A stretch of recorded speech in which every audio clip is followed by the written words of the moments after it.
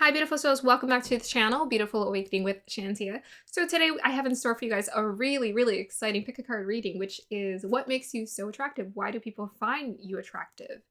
And I've done like many different pick a card readings, like the effect, the inspiration, but today we're specifically looking into attraction, like what draws them to you like a magnet, essentially. So I decided to challenge myself for this pick a card reading, and I used channeled songs from my special playlist that I've turned into essentially notes. And I love music. I love music. I love songs. I love writing songs. And so I thought it would be the perfect way to channel your energy and why people find you so attractive. And I did it for the soulmate reading, and I had such an amazing time because, again, these songs are for my personal playlist. So I have a special connection with each song.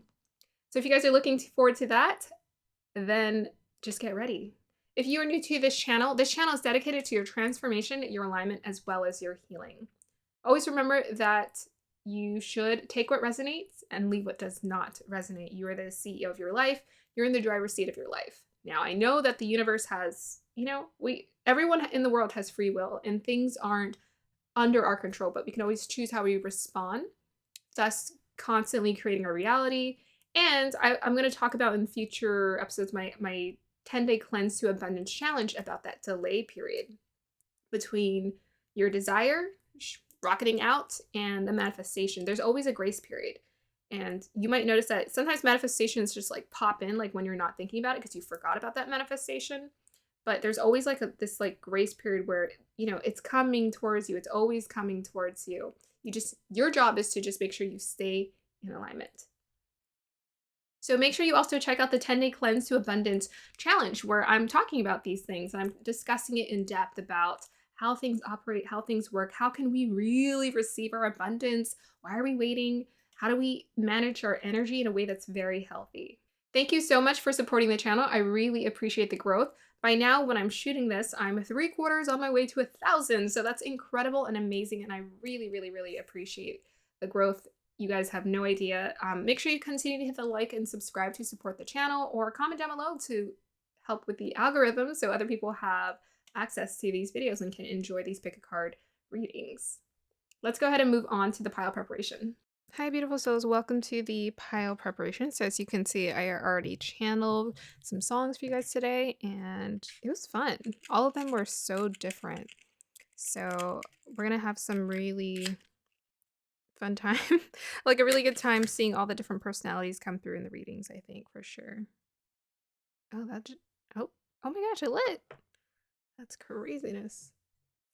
Okay, let me try to light this one quickly. Okay, that looked on the edge.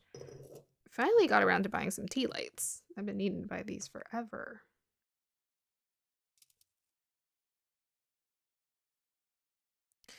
Guys, we're doing 4 beautiful piles for the collective today.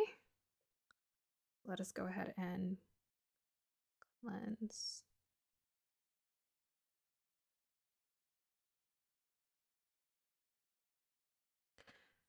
I'm currently shooting this during Mercury retrograde. How's Mercury retrograde treating you guys so far? I've had some things happen, but they're not that big a deal. It's like for every problem that shows up, there's a solution. So it's like it's not terrible by any means. Yeah, there we go. So you can see the candle. Okay, so let's go ahead and start with pile number 1. What makes pile 1 so attractive? Should I start with this? I guess we can. Guys, so we are doing 4 beautiful piles for the collective today as to what makes them attractive to those who feel attracted to them. So let's go ahead and start with pile number 1.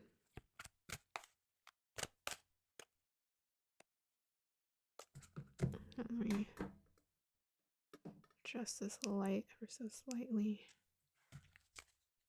Pile number 1, please.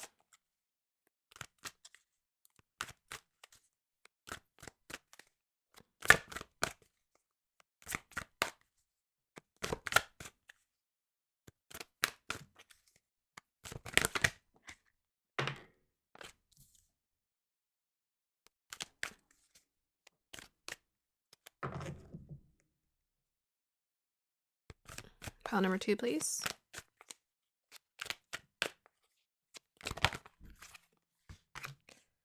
Pile number 3.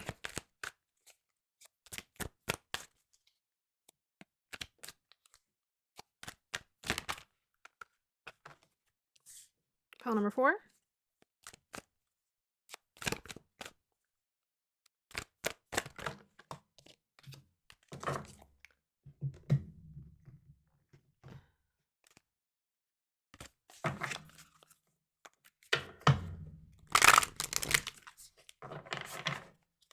Okay, pile number 1.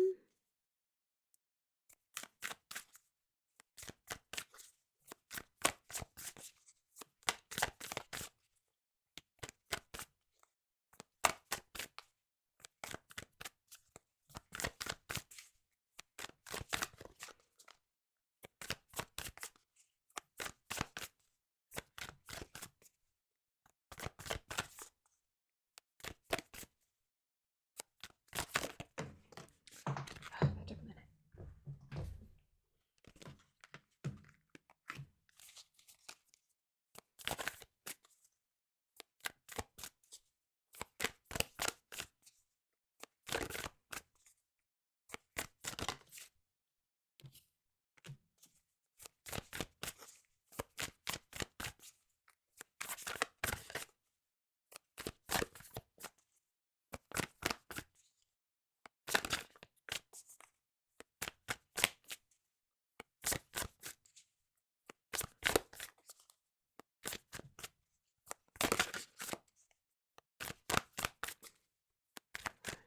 Pile number 3, what makes them so attractive? And pile number 4. That one came out quick.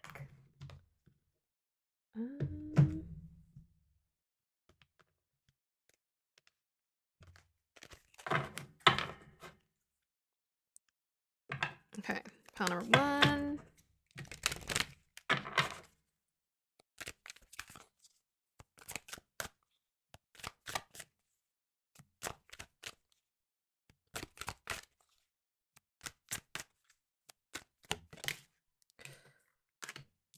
Two.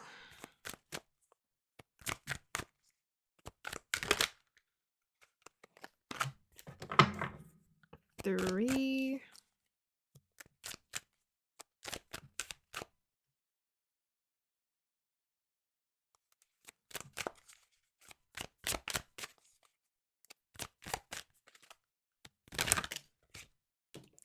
4. Okay. Okay.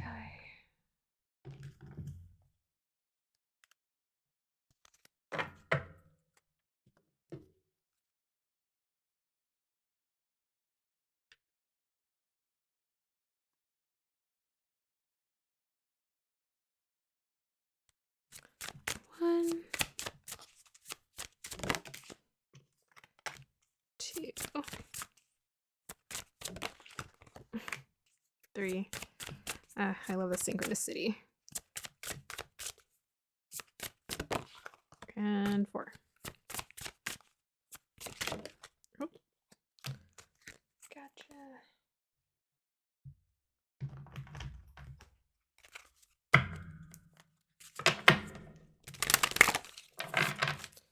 One.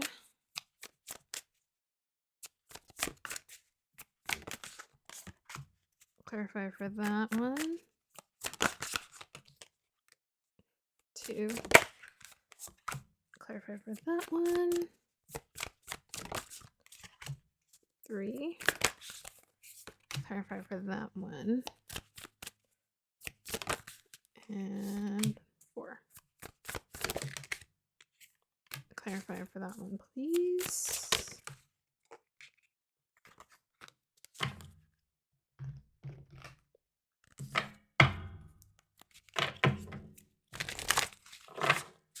Okay. 1.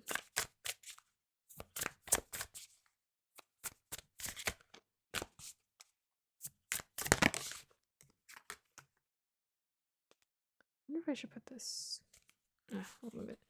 2.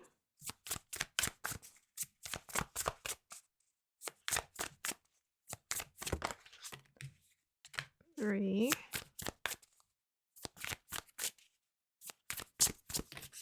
And 4. Okay.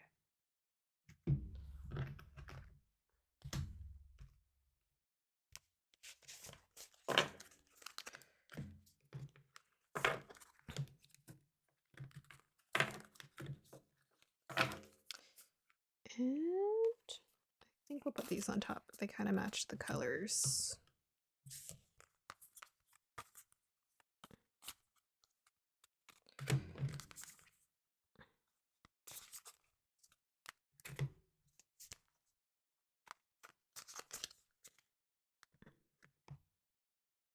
Ooh. Oh my gosh, I keep putting my hand right by the candle because it's so low. Not used to that. For safety reasons, we'll put it up there. Okay.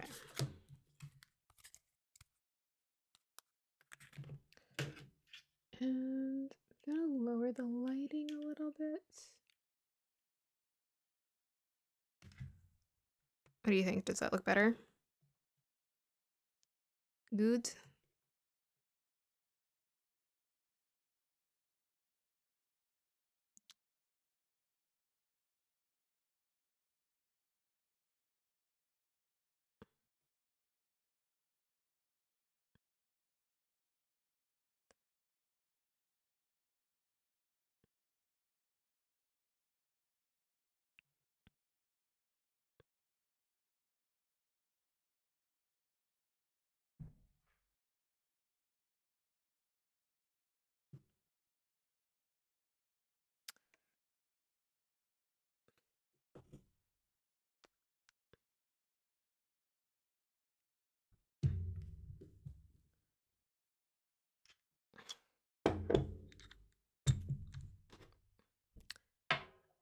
Okay, let's go ahead and choose the crystals. Still not quite spaced evenly.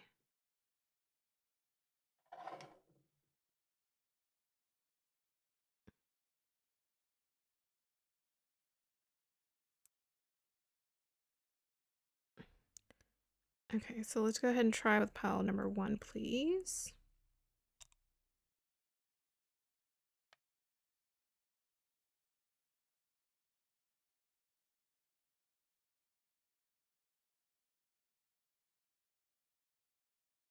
Guides, align me with the energies of pile number 1, please.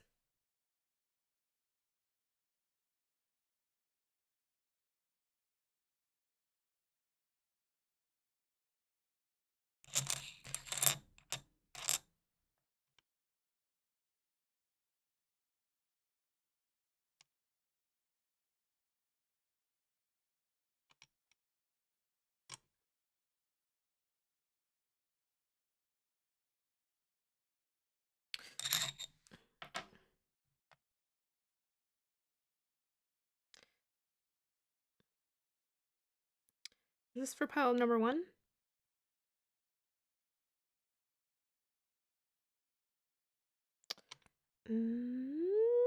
Pile number 1.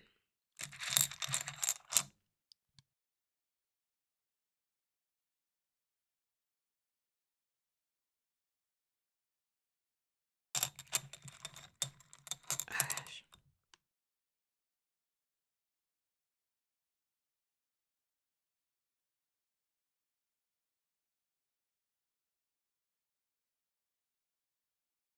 Is this for pile number 1?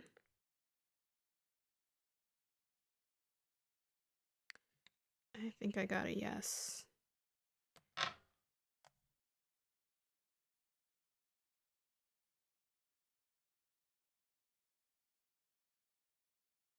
Okay. Astrology, pile number 2, please.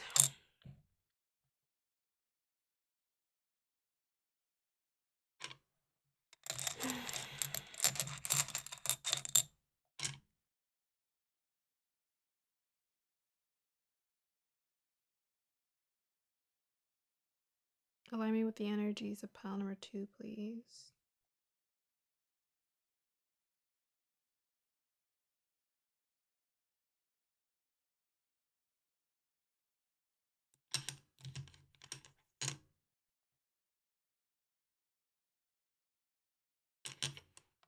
This is pile number 2.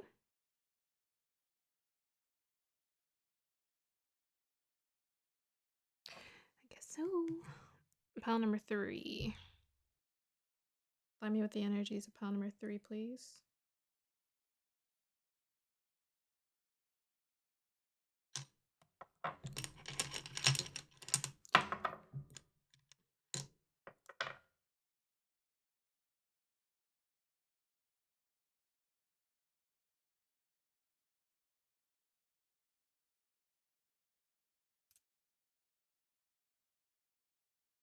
Feels like this one, pile number 3.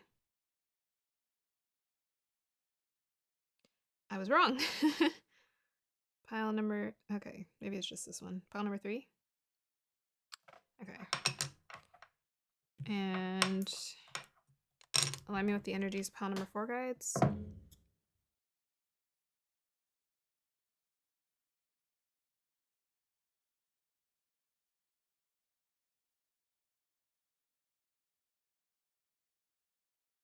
Nothing in there.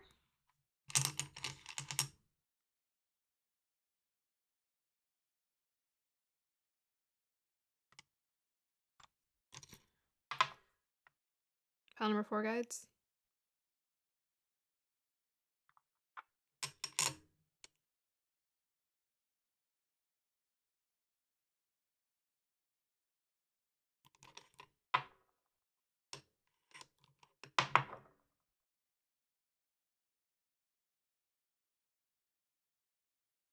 Is this for pile number 4?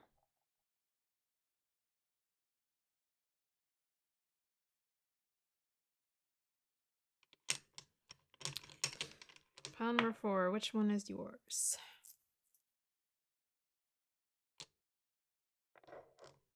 Is this for pile number 4? No. Pile number 4, please.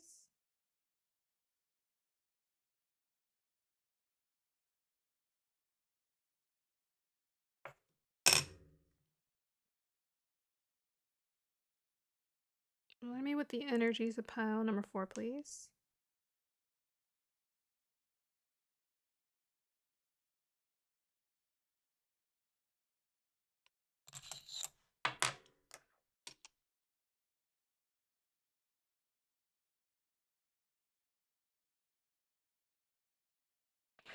Okay.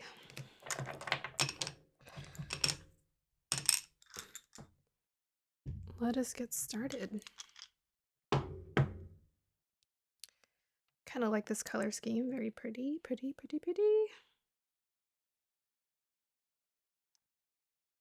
Okay. Hi, beautiful souls. Welcome to the point where you get to pick and choose your pile. So let me go ahead and introduce the piles to you. We have pile number 1 with the carnelian. We have pile number 2 with the celestite. We have pile number 3 with the apatite.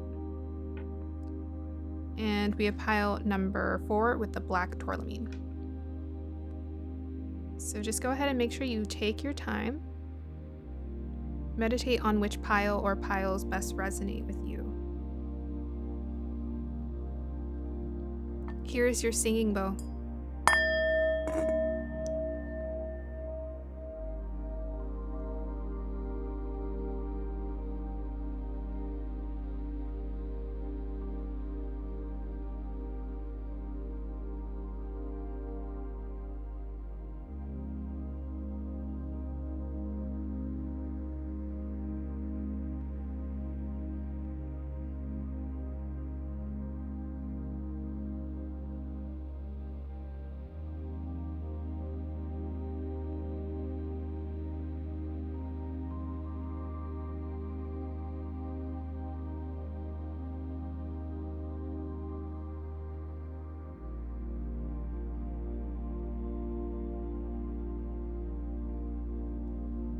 All right, pile number 1, if you chose the Cornelian. We'll go ahead and start with you first. Hi, pal number 1. If you chose the Carnelian, then this is your reading. So, as usual, I'll start with reading your crystal first, and then we're going to read your channel message. So this is from a playlist of mine. I channeled messages a few hours ago prior to starting this reading. And we're going to look into, again, why do people find you so attractive? We want to know. We are so curious. Okay. So let me go ahead and look into your crystal first. So crystal, channeled message from the song, and then the cards. Guys, dial me into the energies of pile number 1, please.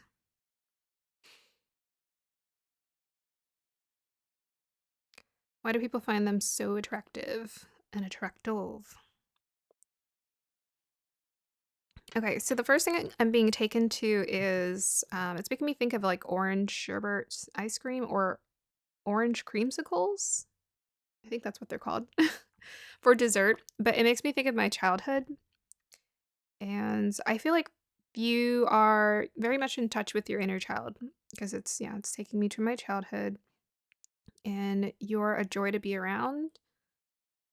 People genuinely, you. So I'm kind of like seeing a girl. Okay, let me see.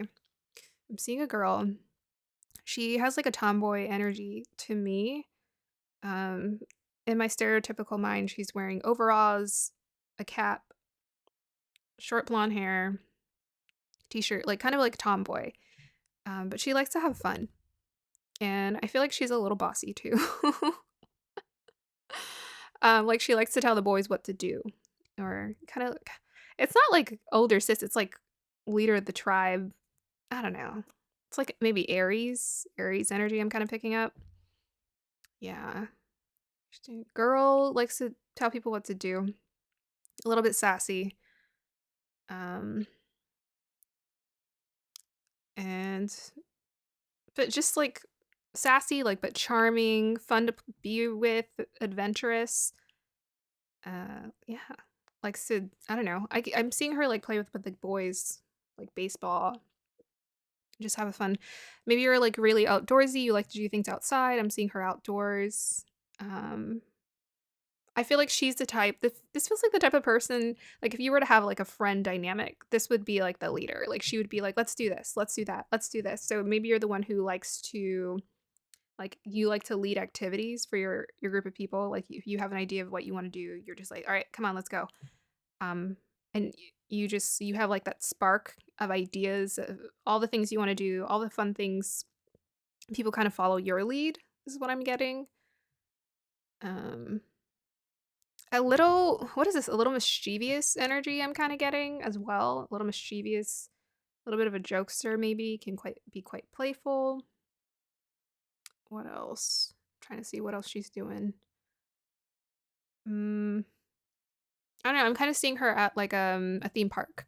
She's going around. She's like eating cotton candy with her friend. She's telling her, "Hey, let's go on this ride. Let's do a little daredevil energy as well." That's what I'm picking up.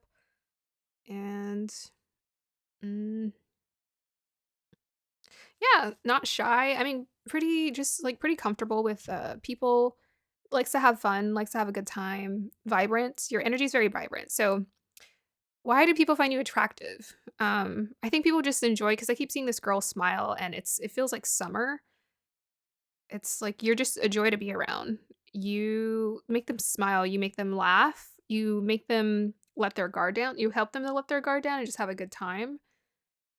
Um, this girl, there's something about her that feels like very attractive. It's like because it's like tomboy energy. It's like kind of at the age where, you're not trying to be attractive. Maybe you're a limitless when it comes to your makeup. You're not, I don't know, that might be you. But maybe you're very like maybe you're more outdoorsy or you're very natural. She's like it feels like natural beauty to me. Like just like naturally really nice sparkly skin. And a really nice smile, like nice features. Yeah, I keep getting what's that girl, that actress from the Winn-Dixie movie? I'm kind of getting her vibe. That's what I'm picking up. Um I don't know, maybe you come from a small town, I don't know. I'm getting her vibe, her energy from a lot of different movies. Yeah, playful. Okay. I think we got enough. Let's go ahead and move forward to the channeled message. So I did kind of, because I did the channeled messages, so some of these leaked into that, but I got a whole like vision. So usually when that happens, I try to milk as much as I can out of it. Okay, so the song that you guys got, and it's funny, you guys got an EDM song, which is hilarious. You guys got a non-lyrical. You guys were the only pile that got a non-lyrical song. It was just music, and it's a song called Sights by an artist called Attom. Attom, yeah. So it's called Sights. So essentially, when you're listening to the song, it's very like upbeat, enjoyable. So these are my notes. It's about new sights, experiencing new sights, being adventurous, optimism, good energy, full of possibilities, rich inner child. What did I write? Adventure, risk taker, and active. Yeah. It's funny because I don't remember everything that I write down half the time. So I thought that was on point. That vision was really on point. So that is what people find so attractive. Most definitely check out the song. I'm going to go ahead and I might just put the title in this video. I'm not sure if I'm going to put the title down there because I want you guys to be like open to whatever is available, right, to your piles. But yeah, I might put the information down below. Go ahead and check it out. It's a really fun song. But this is the type of song when I'm sitting in the car, I like to feel like I imagine myself like going on a mountain or like going hiking or doing stuff, like having an adventure. And it has this like really nice upbeat, fun tone to it. Okay, so that's your energy. Let's go ahead and look into your cards in addition. So we have here Isis Rebirth 24. Ooh, that's intense. Okay, so this is another aspect to you that people find really attractive. Isis is a woman. So it's interesting. I think I was getting more of the playful inner child part of you. But Isis essentially is she's kind of like magical. She gets what she wants. Yeah. So I think you most definitely do come off as a leader. This is what people find attractive. Um, People find you quite powerful, influential in a sense, like you know what you want. You're very direct, decisive about what you want, who you are. Isis, the rebirth, it does take me to a little bit of that Scorpio energy. Let me see how I can relate this to your energy. I feel like with your energy, I get the sense that you're willing to evolve. And this is what people find attractive.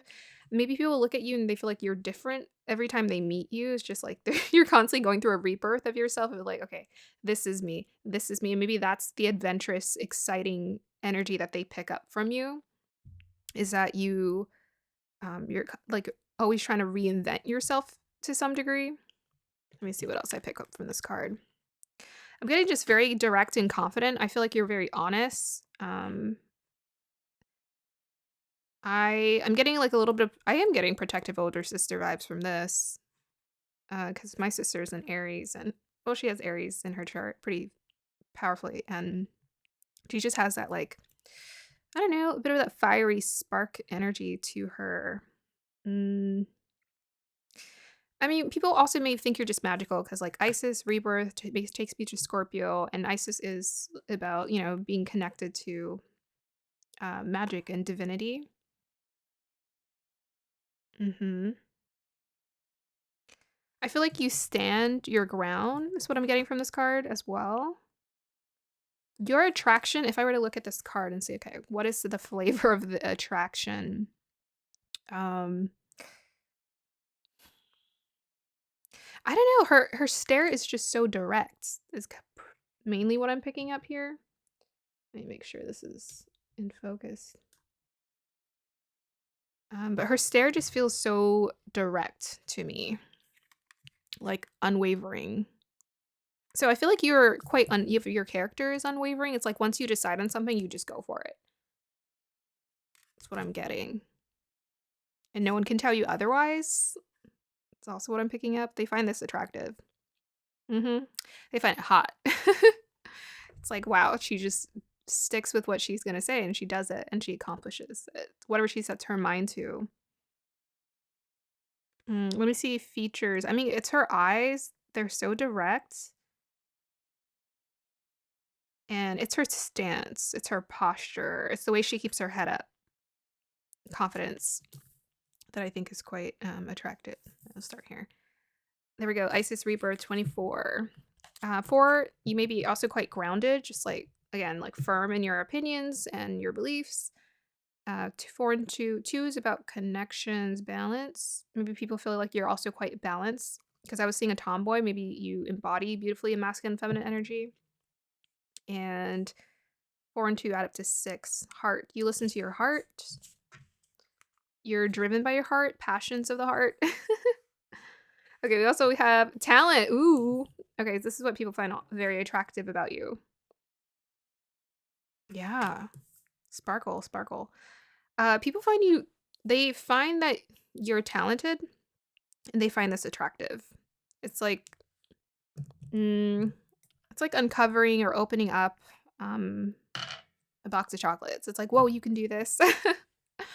But it's like whatever you are talented at, you're genuinely very good at, and people find that very attractive. I notice like when people start singing, it takes it to another level, right? When you just know someone, but then when you see what they can actually like other things they can do, you're just like, whoa, because usually talent has it's like magic. There's depth to it.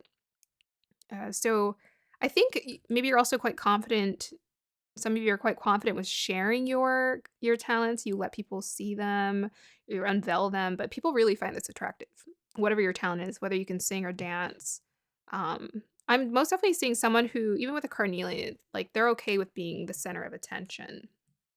So I feel like you're willing to, it's like maybe when you get in that flow state and you're just doing your thing, you have no shyness about you. You just go for it. Yeah. What else am I getting from this card?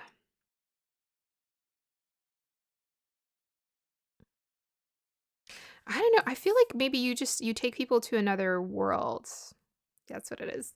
I feel like whenever you're engaged in whatever you do, whatever you're passionate about, you take people to another world because it just feels like otherworldly. Like she's in space. It's very otherworldly. It's like it's mesmerizing. People find that attractive as you get in this state where you can just be very mesmerizing. And it's like a directness to your energy. It's very direct because of her stare. It just feels so direct. Okay, we also have here Aquarius. Lovely. Original. You're an original, so you're different. You're very unique compared to other people. And that's also why your talent stands out. Maybe you have a way of doing something that's just very different. Maybe that's why I was also seeing the tomboy, because it's like she's not a girl, she's not a boy. It's just she's her own thing. She made up her own thing. Maybe there's just something about you where you're just like you're your own thing. People can't really categorize you. You're all the categories. You're your own category. You're miscellaneous. If you find that complimentary. People find it attractive that you're miscellaneous. They don't know where to put you. Like what category do you go in? Okay, we have it clarified by Uranus. That's insane. Because Uranus co-rules 11th house and Aquarius.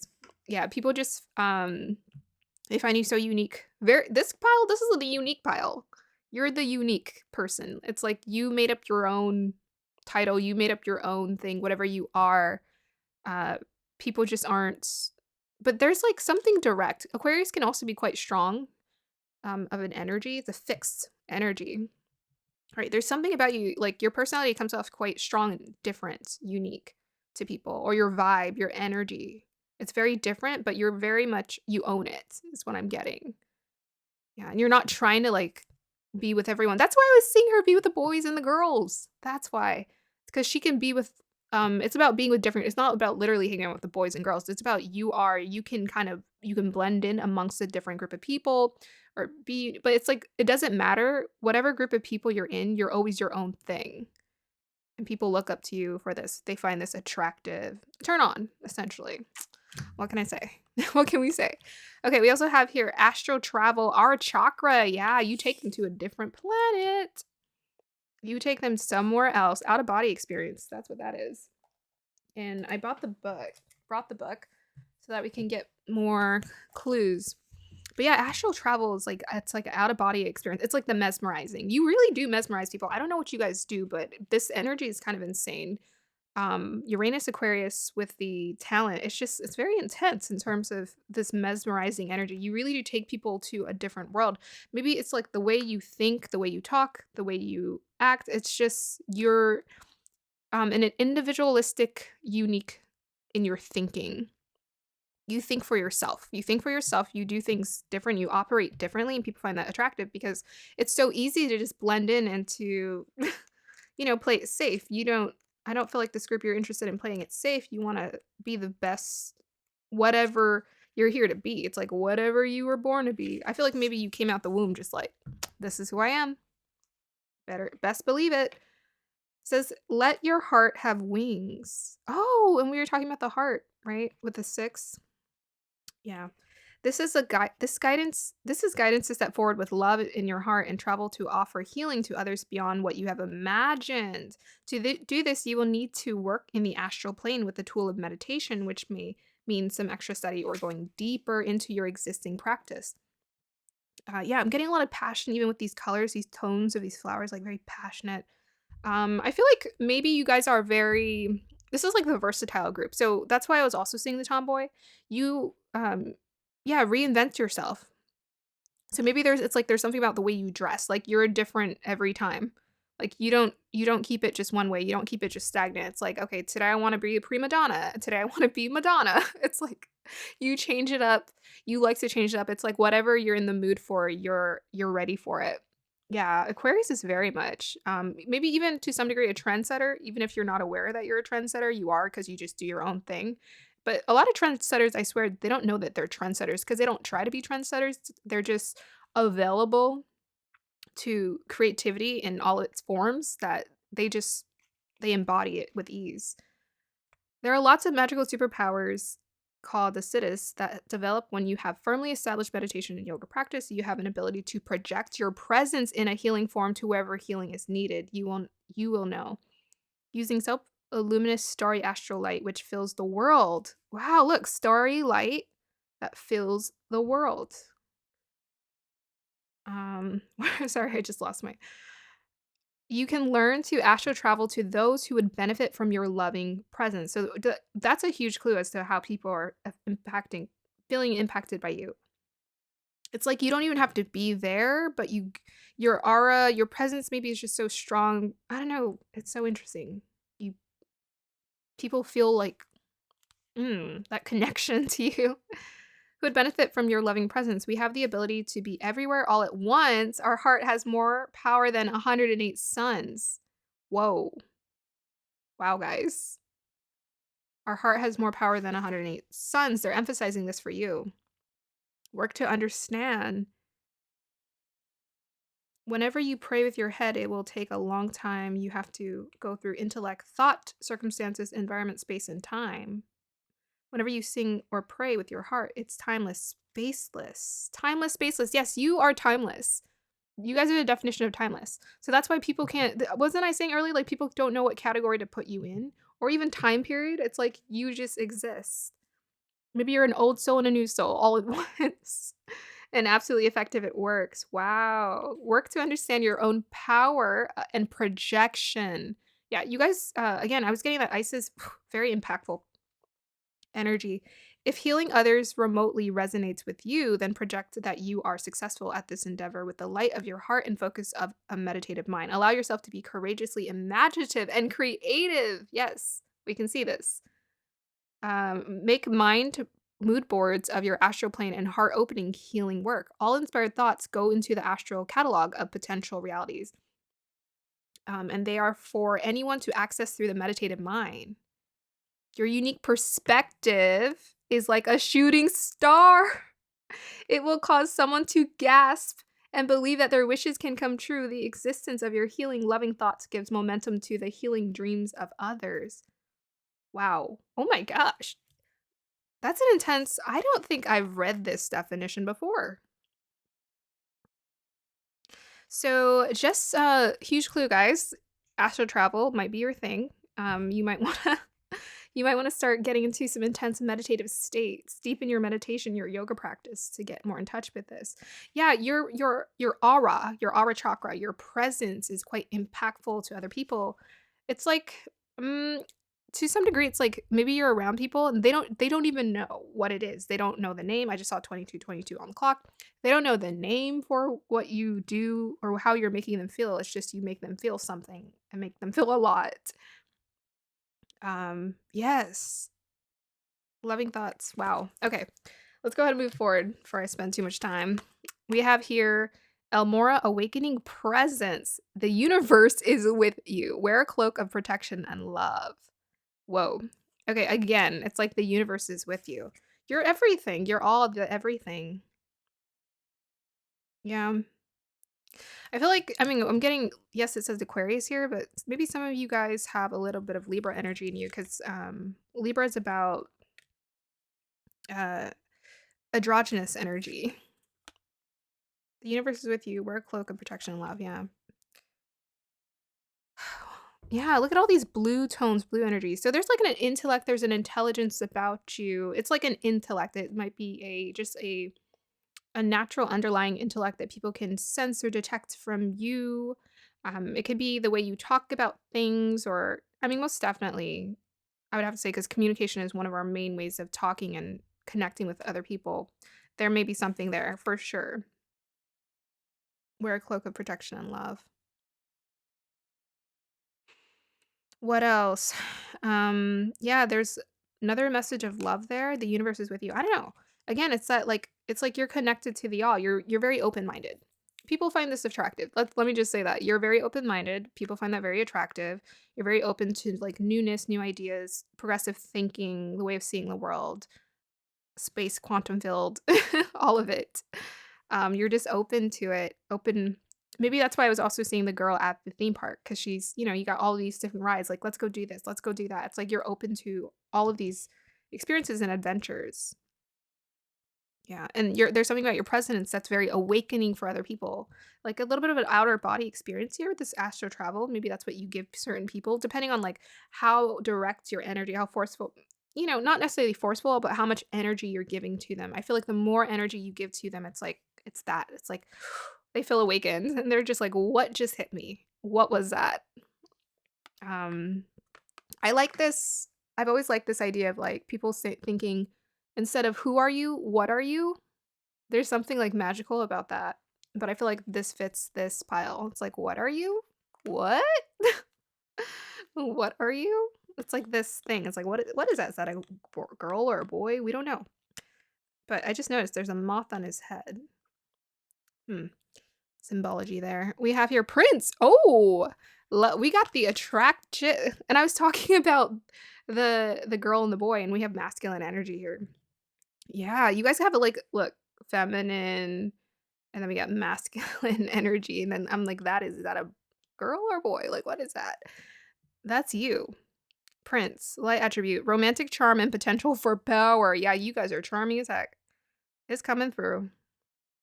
Yeah, attractive.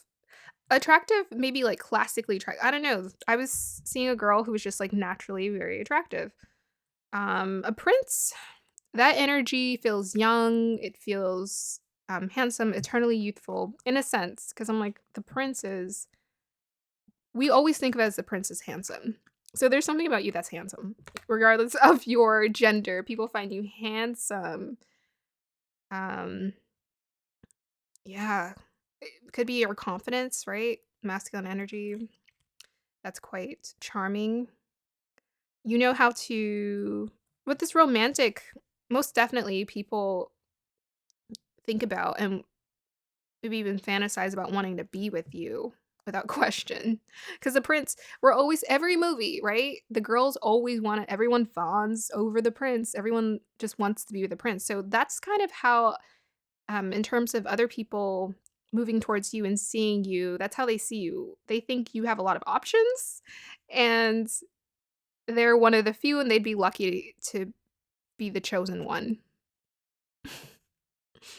Yeah, that's what the prince is about. It's like they feel like they would be lucky to be chosen by you. It's like you're the full package, but it's like a unique package. You're the full package, but it's a unique package. Yeah, and potential for power. Yeah, the power. Again, power. It literally says power right there. You guys got power. And it's like power of strength, intellect, a lot of blues here coming through. And throat chakra, maybe something about your voice. And we have here 3, which is about expression. I think you're quite expressive with yourself, your viewpoints, your creativity, very creative group. This pile's like unlimited. There's no cap. I'm feeling for this pile, you have no cap when it comes to creativity. It's like, okay, what am I gonna do? You have endless ideas. Timeless. You're timeless, you have endless ideas. People don't know where to place you, but they just know they like you. They know they like you. You have a universal attraction. Oh my gosh, my phone. We'll take that as confirmation. I gotta put that thing on silence. But you have a universal attraction about you without question. Where it's like you can go anywhere, even with this travel too. It's like you can go anywhere and people will, like, of all walks of life will find you um attractive. Okay, so let's go ahead and get some more clues. What makes this pile attractive, guys? Moon in Virgo in the 10th house. Oh, you are smart. Okay. I see you. Moon in Virgo in the 10th house. Wow. So moon always takes me to intuition, you know, whereas sun is like solar, it's more direct. This is like more like a subconscious effect. It's like a subtle, subconscious, magical effect. The moon, because it's the reflection of the light of the sun. It's reflecting the sun's light. Yeah, so it's like that's the feminine sign right here. Moon in Virgo, Virgo's feminine sign as well, and in the 10th house. That's the powerhouse. So it's like you most definitely stand out. There's like an intuitive intellect, an intuitive attraction about you. I always think as Virgos is quite classically attractive. Yes, I think Virgos are quite classically, even the prince, right? Classically attractive. Even the girl in my vision was classically attractive as well. Actually, yes, this would fit her very well. I was saying natural beauty, so I think you guys are natural, when it comes to you have, like, naturally very appealing features regardless of if you put makeup on or not. Because even this woman, she has makeup on, Isis here. She has eyeliner and lipstick, and her eyebrows are done, but it's her eyes that are the most piercing, and that's her natural feature. Naturally attractive. Um, yes, what else? Uh, smart, intelligent, it could be the way you communicate. It just feels yeah. The Virgo energy is a woman who owns herself, right? She's a woman who owns herself. It's not about like we always think about the Virgo, we associate Virgo with a lot of different energies, but Virgo energy is about you own yourself. Virgo energy, I always feel like Virgo energy is a good balance of masculine and feminine because they are like workers. They like to put in the work, put in a healthy effort. They're grounded. There's something about you that's also grounded. We talked about that with the 4. Even though we have all this magical energy around you, there's something about you that's very grounded, that people find very attractive. So like earthy, grounded energy, where I feel like you are who you are. You stick with your character, your points. You stay true to yourself. Authentic as well, Virgos. Authentic, natural, intuitive, smart, intelligent. Okay, so I'm gonna go ahead and pull some clarifiers with the tarot, and then we'll go ahead and end this reading. Guides, why do people find pile 1 attractive? Let's be honest. Why do people find them attractive? I mean, most definitely they find your intellect out of this world. Yes. Okay, clarify this Temperance card, please. I love that. Oh my gosh, you get the Wheel of Fortune. Well, it came out reversed, but I don't think it matters. And Page of Pentacles. Ooh, we got a lot of Earth energy coming through here again. Okay, so we have here Sagittarius / the Temperance card. We have the Page of Pentacles, and we have the Wheel of Fortune came out reverse. Okay, so what I'm picking up from this energy, I mean, that's about alchemizing. And even the Wheel of Fortune, it doesn't matter which way it's turned. It's about the turn of events, right? Things moving in your benefit. Actually, let me go ahead and clarify that. So let's see. Clarify the Wheel of Fortune for me, please. I honestly feel like people do think you're a jackpot. I always get that with the Wheel of Fortune's like jackpot. Yeah. So I don't think it matters. Clarify the Wheel of Fortune for me, please. We have here, look at that Justice card. Yeah. So you're very knowledgeable. You know a lot about a lot. I don't know, you might know a lot about something in depth, but I keep getting intellect for this pile. Your intellect's very powerful. Your mind is very powerful. Maybe your crown chakra is also quite powerful as well. And to me, that would make sense because if you're so open to the universe, you're so open to being timeless, ideas and creativity and just being available for the energy. And to the point where you have this impact that you make people like you take people to a different world, then yeah, most definitely um this is very fitting. So I was talking about Libra, wasn't I? I was talking about Libra with this pile, and here we got Justice card because Libra is an androgynous sign. It's like it's not it embodies it's a masculine sign, but it embraces masculine and feminine energy beautifully. Yeah, smart as heck. People might also respect. They find it very attractive, like the way you talk, your decision makings, the way you hold yourself. She has the exact same pose. I said it's confident. It's something direct, confident. You might be a very direct communicator as well. Your presence, your energy might just be very direct, which means that you have a very clear character, a grounded character in terms of who you are. You're like, I have certain values, I stick by them. Even Moon and Virgo to me would give that as well. Yeah, Moon and Virgos are very just oof, yeah, very intelligent. Lots of ideas. With a Page of Pentacles, to me, so that's about starting, so that's about putting in the work, right? Oh, that's about being the student of life as well. So you're a student of life. Sagittarius is also the student of life as well. You're a student of life. You'll find that very attractive. It's like it's kind of like that rich inner child energy. It's like I'm always available to learning, like a beginner's mindset. I'm always available to learning. Like you're not even though you're smart, you don't give people this presence of like I know better than you. It's more like I know because I want to know and I want to keep knowing more and I'm always available to learning. So there's something also with this Virgo humbling as well. Very humbling about this pile where you're like you're willing to embrace a beginner's mindset and learn again and learn and relearn. Yeah, and people find that very attractive. People find it attractive that you put in genuine work. You have like a genuine work ethic, or you maybe also when it comes to building your talents. Maybe this is why you're so talented because you actually train your skills and your abilities. You actually put in the work to build it. So you're quite gifted. Yeah, even like when you think of like the youthful energy, they're always like there's something about you kids, right? That makes you think, oh, everyone has a gift, a talent. What is it? And I feel like this is you with a pentacle. Like you have gifts. You have gifts available to you. Maybe gifts are always you're always maybe on a path to unlocking different gifts as well. So with the Temperance card, I mean that's beautiful.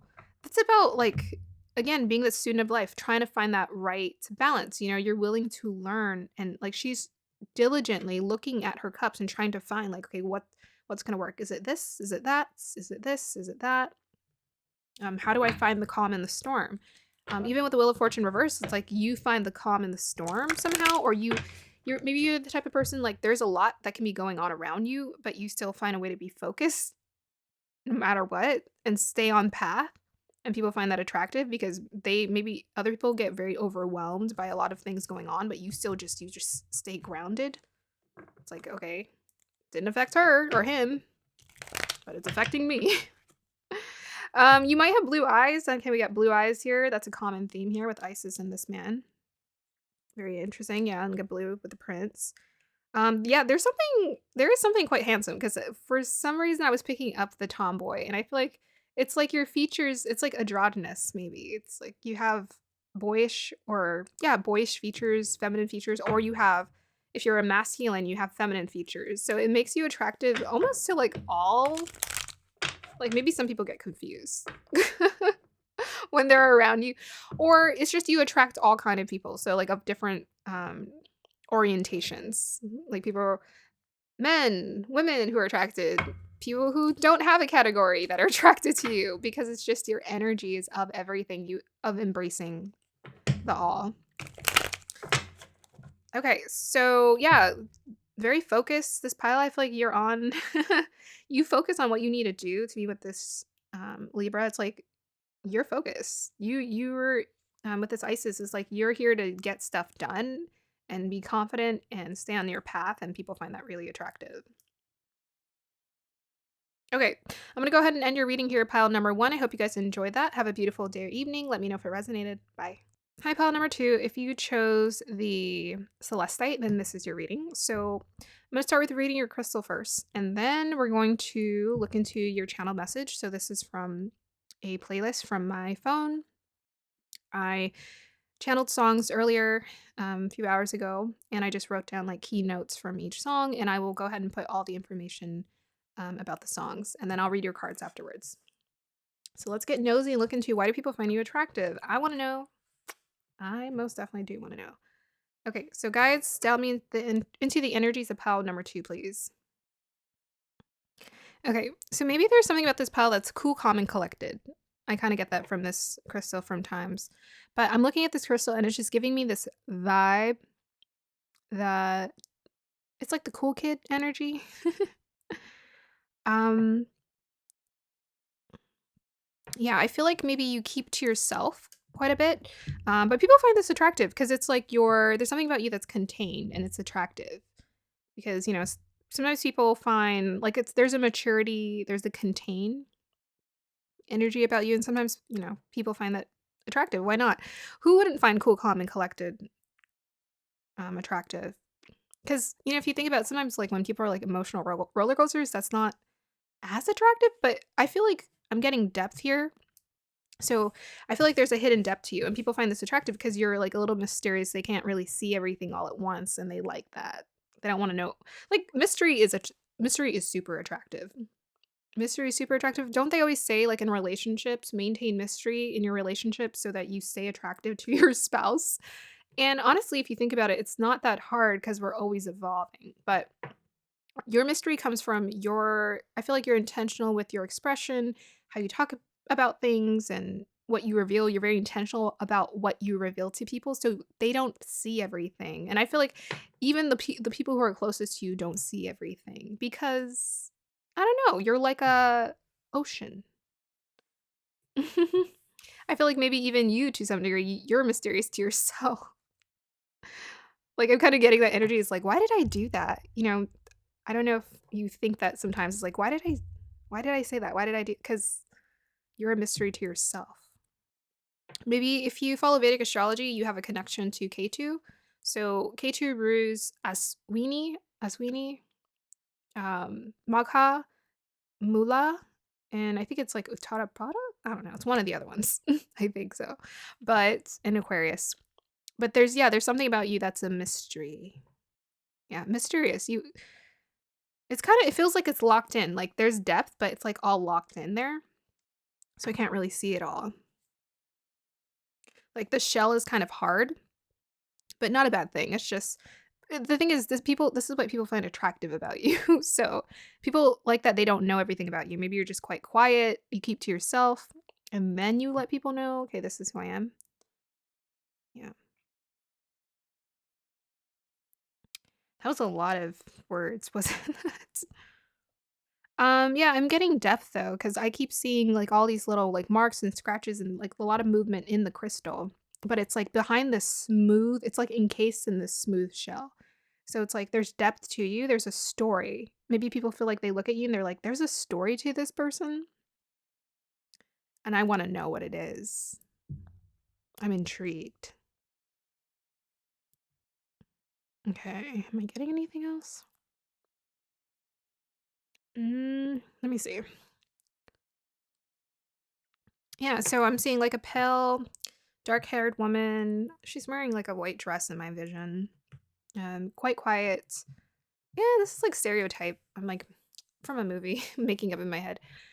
Uh yeah, it feels like that alternative, quiet, introverted, feminine energy a school setting, in a school setting. I'm just seeing her walking down the halls and there's a shyness there too. I don't know if some of you guys feel like you are shy.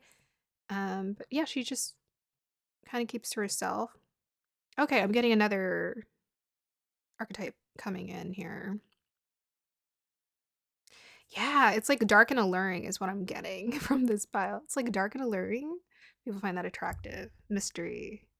I don't know, maybe you're a little gothy, a little moody, but It's like maybe people can tell you have a lot of emotions underneath the surface, but you don't show it.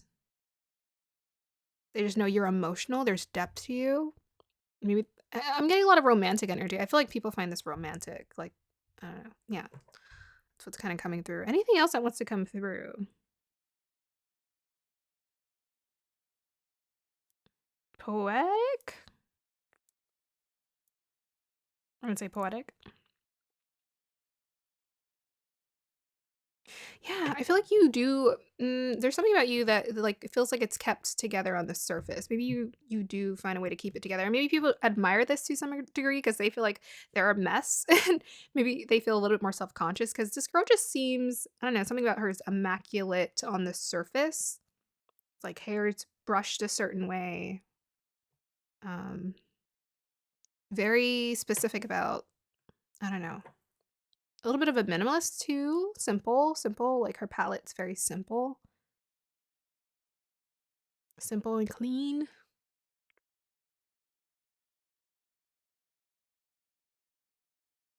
Okay, let's go ahead and move forward. Let's go ahead and look into your channeled message. I'm excited. I forgot which one this was. Oh, beautiful. Okay. So we have here. Ooh, yes. The energy was right. I forgot what the message was. So you got the song Falls featuring Sasha Alex Sloan. And this is a song by the artist Odesza. So it's a little bit of like an EDM with vocals, mixture of a song. And the first pile, they didn't have any lyrics for theirs, so I'm gonna go ahead and pull out my phone so I can read some of the lyrics.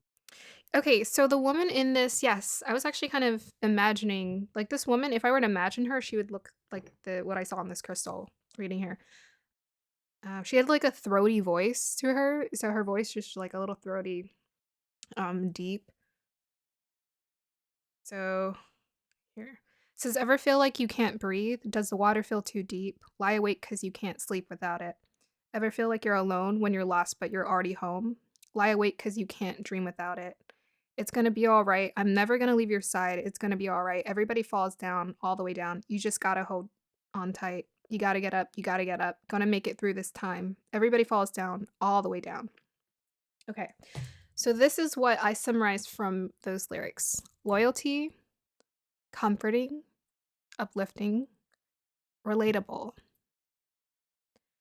You empathize with people deeply. You are very reassuring to people. You reassure people that they're not alone. I think I already said relatable. I feel like I got the sense that this person has been through a dark night of the soul. They've seen the shadow, they've seen the darkness, they've seen chaos. There's a story. We have here old soul, and maturity. And I wrote empathize and sympathize. Let me specify those. So that was your traits for that song. Yeah, so people find you your presence is very comforting because yeah, even this woman's presence felt very comforting and quite you have like a magnetic energy about you where you don't reveal it a lot, but people want to know more because it almost feels like there's a story to you and they find that attractive. Maybe you've shared this with people, but it's like there's also a softness too, where in spite of your difficult challenges, you still cheer people on, you still try to be positive, and you still try to comfort people, and they find that really attractive. They find it I think it's like yeah, it's the relatability for me. It's like, wow, this person makes me feel like it's okay to be human. It's okay to be a mess. And I think that's why I kept seeing the immaculate and the mess. Even though yes, she did feel well put together. I was seeing like there's like a lot underneath the surface and if I can see this and this is the attraction reading, I think other people can see this too. It's like they know you have stuff under the surface and they know you found a way to mature or grow past it. So they can see it. They can see through you, through you to some degree, but it's like mysterious. It's kind of unknown to them. Yeah, very deep, very beautiful. Okay, so let's go ahead and look at your cards and see in addition, why do people find you attractive? Pile number 2. We have here the past. Wow. Wow. That's crazy synchronicity, right? Nemelson, the past, 36. Okay. You got a pass. People like this about you. Maybe you've shared this story with people and they're like, wow, that's amazing that you've been through that and you've still manage to stay strong. Yeah.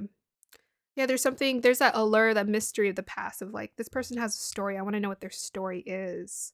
Yeah, because look at all these um colors. They're like pinks. It's like a little bit mystical. Mm-hmm. Six is about the heart. Yeah, your heart comes through quite clearly to people. They just know you're genuine and sweet. And they find that so attractive. Like to me, this group, like your energy is very, very magnetic. It's super magnetic. It's like people don't really have to be like that's drawn to whatever the aesthetic appeal. It's more like your energy, your presence is like very magnetic. It pulls people in. And most definitely, I feel like you attract people who are very similar, who have gone through difficult, challenging experiences in their life as well, who mirror this. We also have your passion. Passion, yes. You got emotions under the surface, and one of them is passion. So people find it attractive. You're very passionate. Even this woman, she's like, you got to get up, you got to go, you got to keep moving. So it's like maybe you're passionately very encouraging to people. You're passionate about staying alive. You're passionate about staying positive. You're passionate about, I don't know, it could be anything, what you do, what you love, life in general. I mean, passion in general is just, it's a life. It's such a vibe. Um, yeah, passionate is just very magnetic in general. When you see that someone is, yeah, most definitely this pile, you have a lot of emotions and people can sense this about you. Okay. So, what am I? Let's go ahead and flip your next cards. We have here Leo. Ooh, you guys stand out.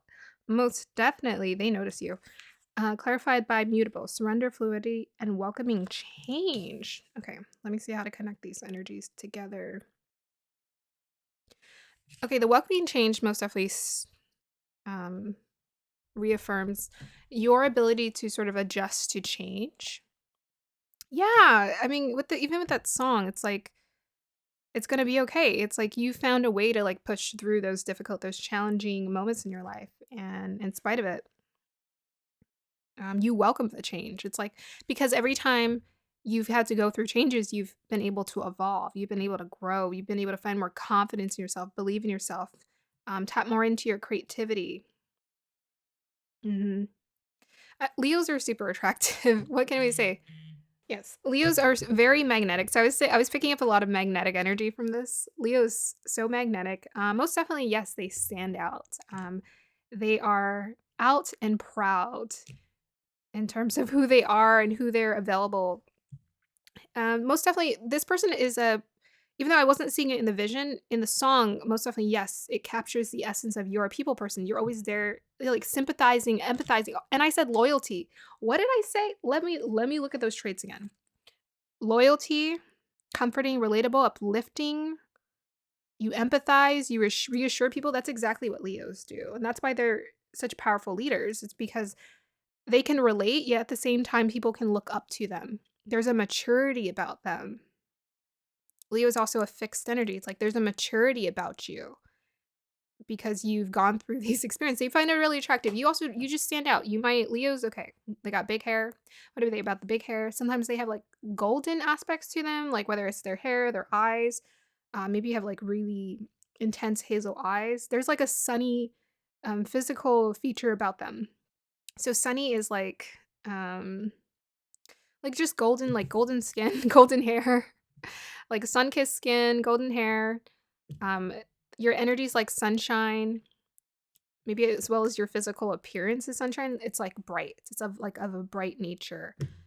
I'm getting like I'm most definitely picking up both from this pile.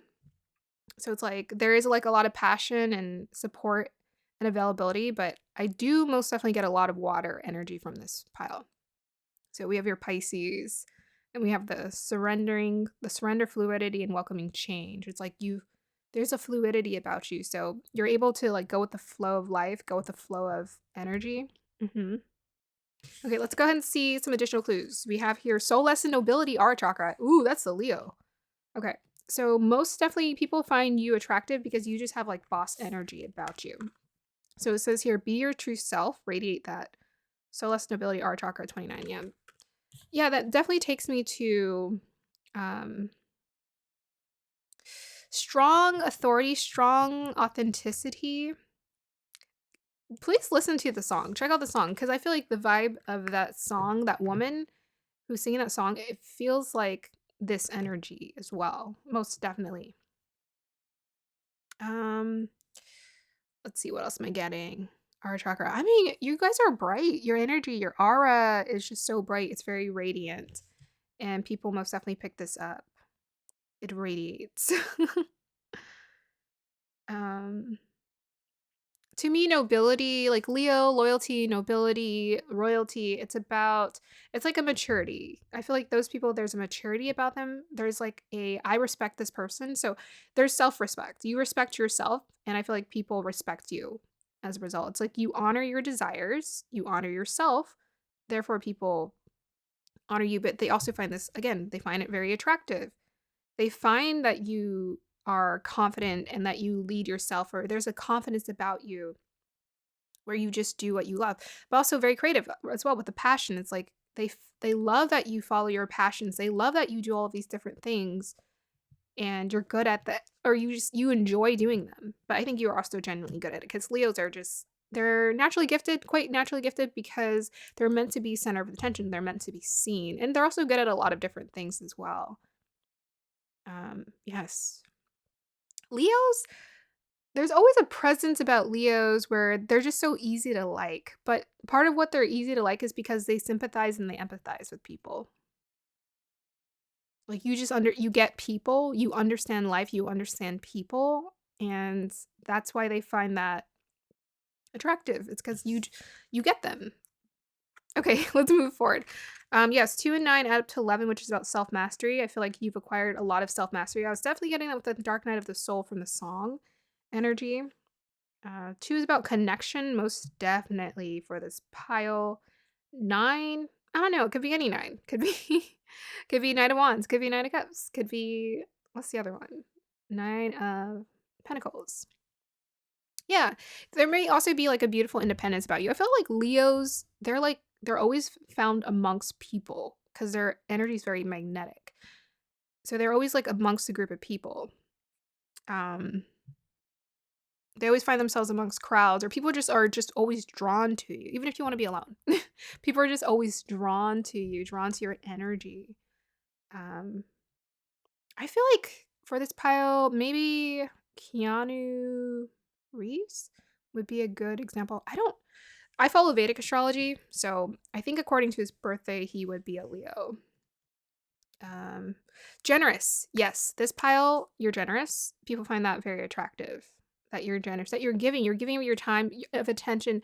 They also feel quite honored as well to have your attention because it's like, wow, I'm so lucky to with that Leo energy. It's like I'm so lucky to be basking in your light and your beauty.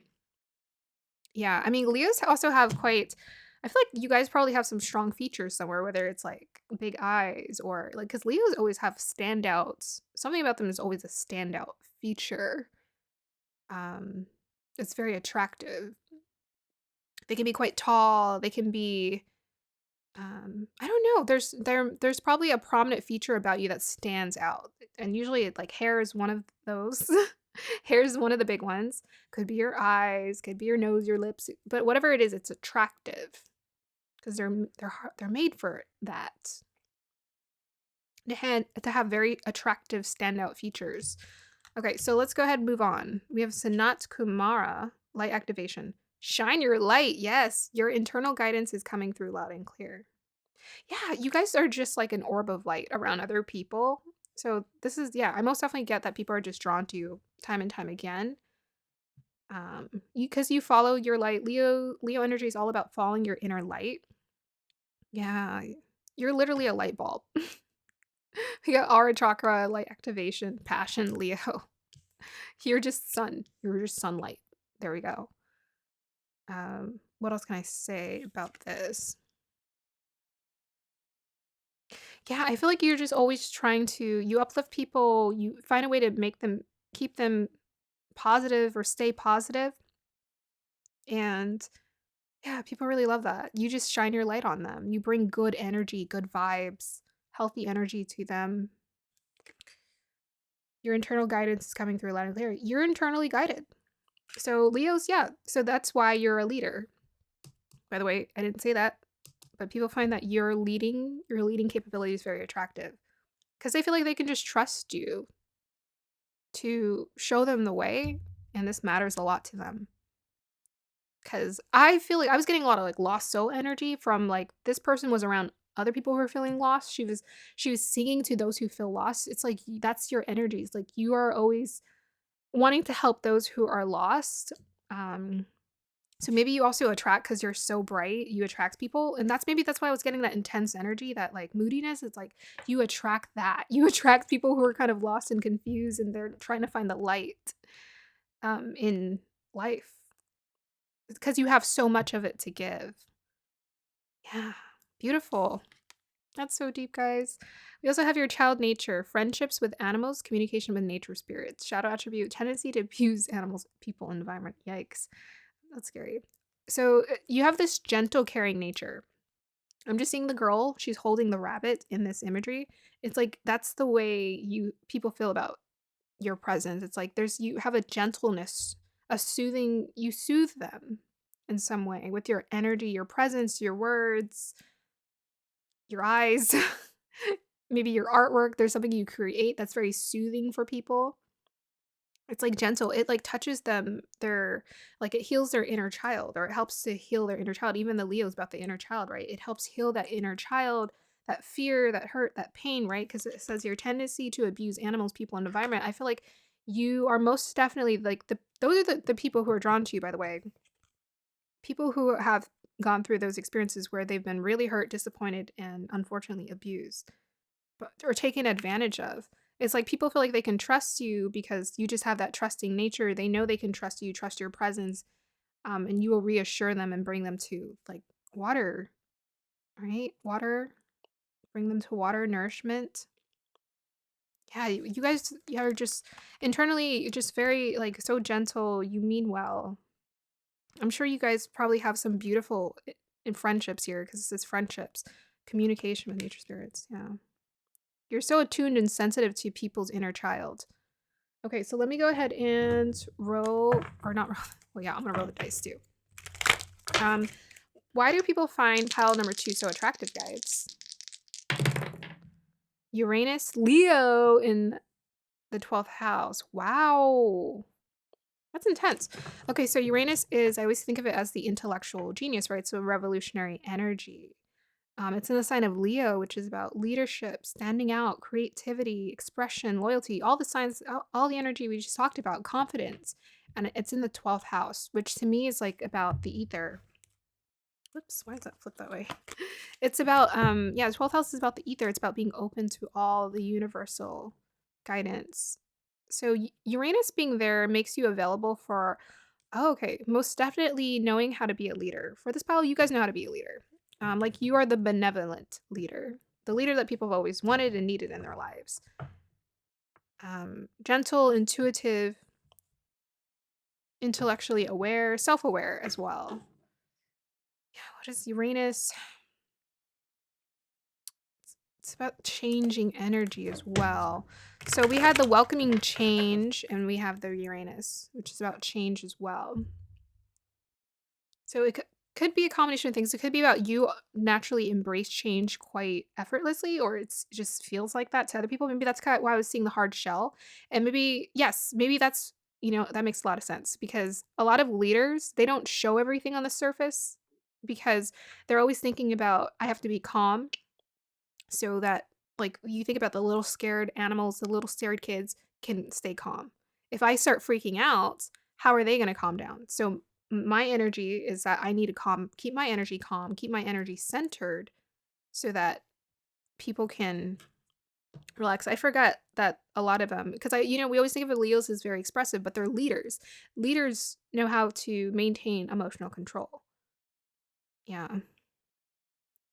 So yeah, adaptable to change, very adaptable to also maybe intense situations with that Uranus, like adaptable to, I feel like people just feel safe with you because it's like you just adapt well to change or strife, or if there's like a situation that pops up, like let's say you're a manager of a company and they're like, oh my gosh, we're panicking because someone did this and da da da da, and you're just like, okay, this is what we're gonna do, guys. We're gonna do this, and then we're gonna do this, and we're gonna do this, and they're just like, okay, thank goodness, we're gonna calm down now and stop freaking out. So I think your leadership capabilities are just through the roof here.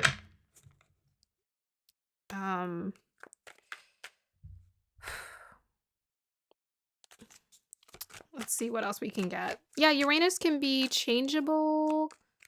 Could be also the way that you dress or the way you portray or put yourself out there. 12th house is also quite mysterious, so it's very interesting. It's like a hidden energy as well.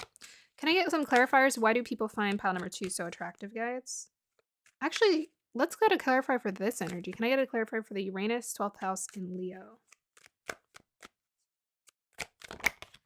Oh, look at that. We got the Hangman. That's about going with the flow. Okay, I was just talking about that. Wow. So people find that attractive that you go with the flow. Because your energy is like calming in a storm. It's like calm in the storm. You know, whereas they're like freaking out, you're all mellow over there in that corner, and they're just like, okay, let's just go to them. They know what to do. I feel like maybe for this pile, some people are always coming up to you and like, can you help us? And you're just like, sure. I'm just over here doing my thing. Okay, tell me more about the Uranus in the 12th house in Leo. Okay, that's way too much. So let's go ahead and shuffle again. Oh, 4 of Cups. Okay, we're gonna keep going. Yeah, I mean, 4 of Cups can also be like a little bit of emotional detachment on the surface, because the thing is, it didn't really pop up in this reading, but I felt it in the crystal, so I'm like, maybe, am I right? Or, but the 4 of Cups can be like, you know, not really showing your emotions on the surface, because it's about boredom.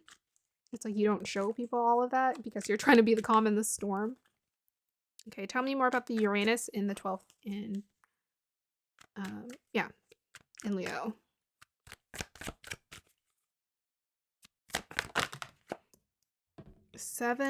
Wow, yeah. Okay, we have 7 of Cups for verse. Yes! You ain't trying to freak out or panic. You're emotional control for this pile. People find your emotional control really sexy, just so you know.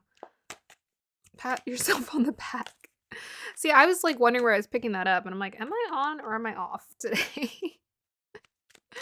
Anything else you want to tell me about the Uranus in the 12th house in Leo? 10 of Wands, Lovers, and 5 of Cups. This is what they find attractive? Okay, I don't think it matters, but I think what I'm getting, because I think that's how people feel, right? We were talking about people, they're scared, they're disappointment, they're hurt, they're feeling alone in life. And then in comes your energy where you're just like, hey, I'm here to be your support system, right? You kind of carry that. Like 10 of Wands is like you carry a lot. Or you can carry it. You can carry the weight. You can hold the space for people. Maybe some of you guys are counselors. You just know how to hold space very well. People find your emotional availability. It's like, I don't know, your emotional security very attractive. Okay, so why do people find this pile attractive, guys? Guys, it will not leave the 5th house Leo energy at all. We have your moon in the 5th house in Cancer. You guys are just so nurturing and caring to people. Yes, I know someone with that exact placement.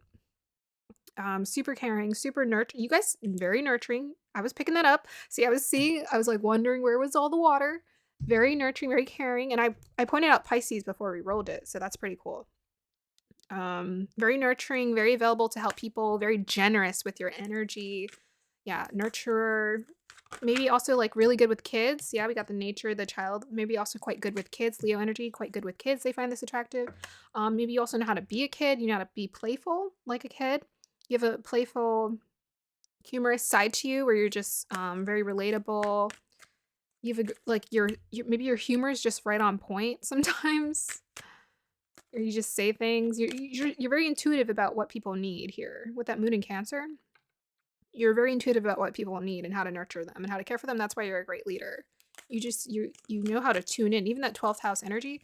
Because 12th house energy, even though it's an isolated house, even though we think about it as isolation, why is it an isolated house? Why is it an isolated house? It's an isolated house because it's available to all. The ether, the everything. So that's why people with a lot of 12th house energies need a lot of isolation, because they're like literally they can feel everyone's energy all the time.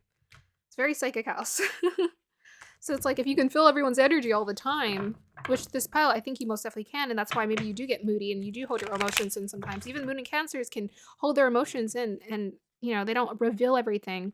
But people find this attractive. It's like emotional control.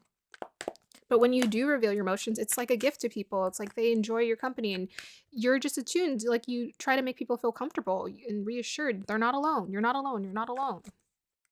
You are cared for here. You matter. People feel like they are valuable under your energy or around your energy. And by the way, that's the, ooh, look, 10 of Cups. That's the most attractive quality a person can have, is like making people feel I'm seen, I'm loved, I'm supported.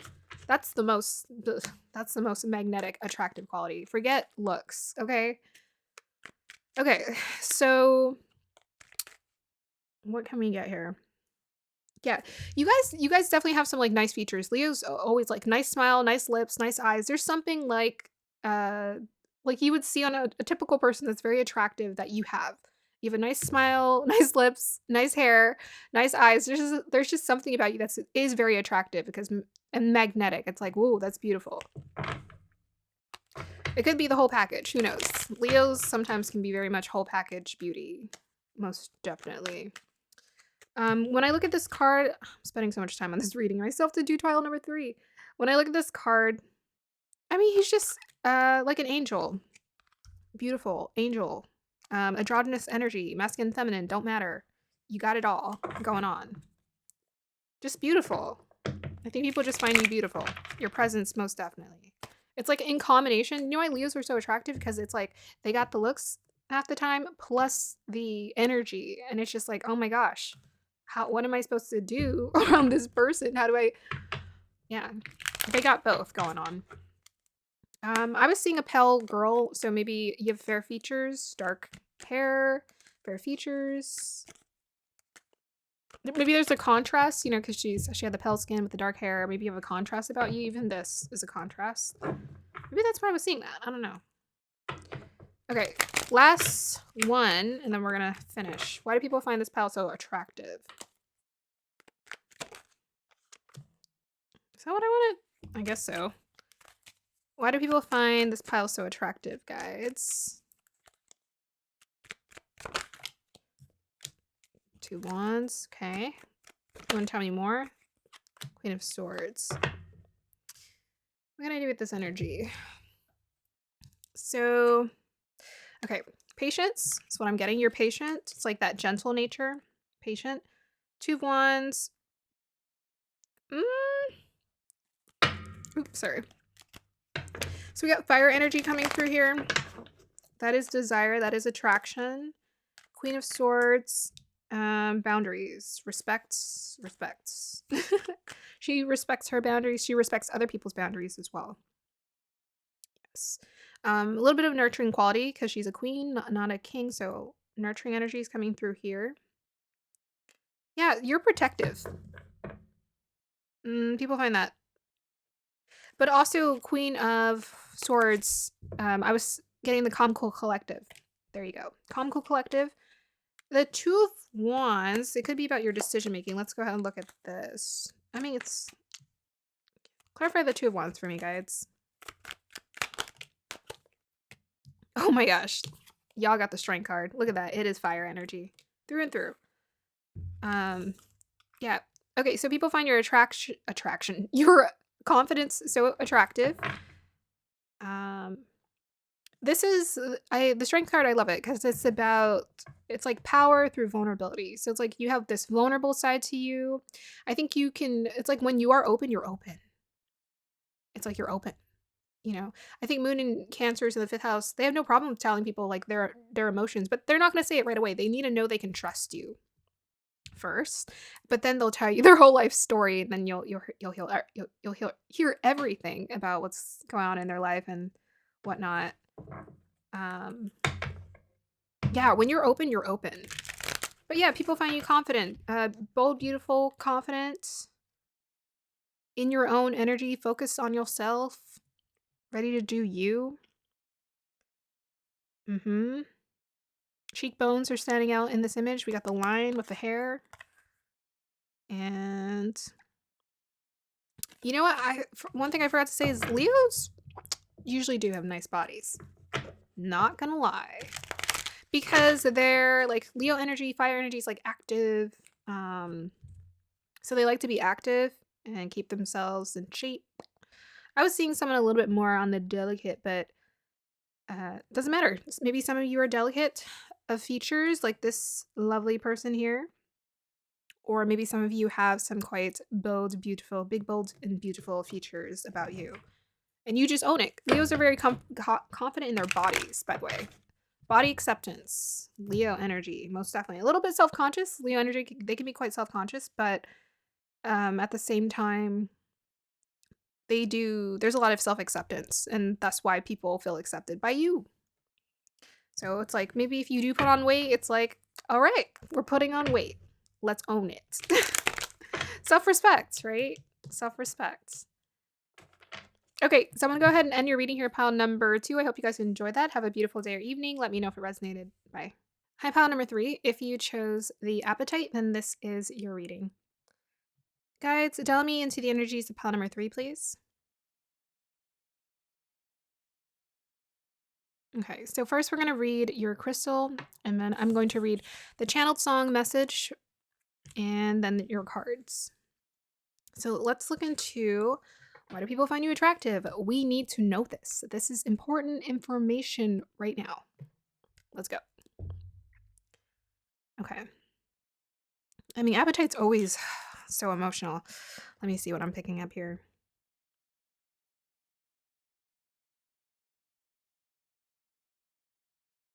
Okay, first message is coming through. You know how to make the ugly beautiful. That's what's coming through. You know how to make the ugly beautiful. Okay, hold on. Kind of getting something in my head here, my vision.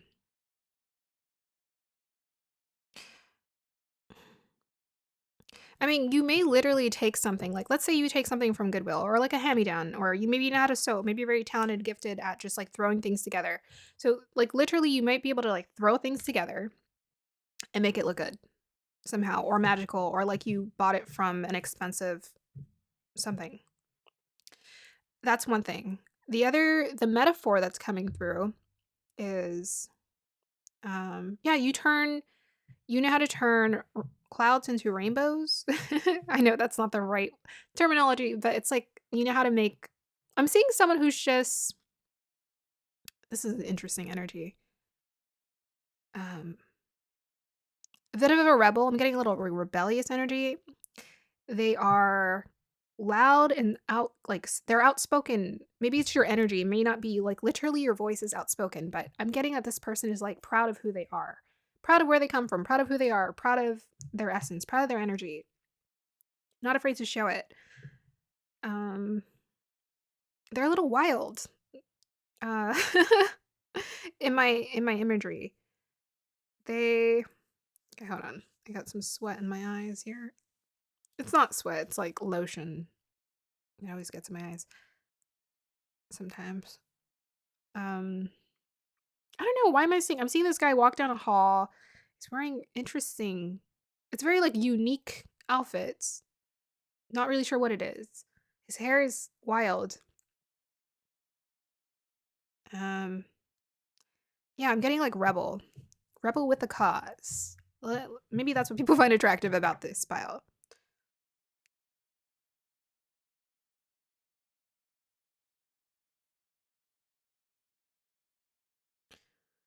Okay. Ooh, my eyes burning. It's like, yeah, it's a mess. Life is messy, but who cares? Authentic. That's what it is. I'm getting like a lot of authenticity. This is what people find very attractive. Life is messy. Who cares? um, what else? It's like it keeps coming through. It's like somehow you make that like dysfunction or mess beautiful. It just keeps coming through. That's the energies I keep getting. It's like somehow you make the mess beautiful. How do you, like it just makes sense for some reason. Like you're the type of person. It almost feels like you would be like, there's a reason for everything. Embrace it. Maybe you go around telling people that. Yeah, it happened for a reason. Things fell apart for a reason. Embrace it.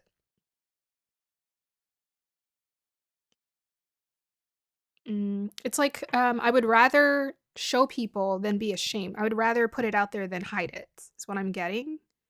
So maybe there's something about, like, again, it's just authenticity. Like, you're very vulnerable, open with yourself, open with your flaws, open with what's going on in your life. And people just find this, they really find it attractive. Just like, wow, why can't I do that? Um, I've been getting a lot of like very bold energy from all of the piles. So interesting. And I'm getting like very similar from for this one as well. So it's like a quality that really stands out is your authenticity. It's like the naked truth. That's what I'm getting. You have like something about you that's like a naked truth and a revealing, unveiling. You're just like, this is me, accept me as I am. Take it or leave it. I don't care. I don't care.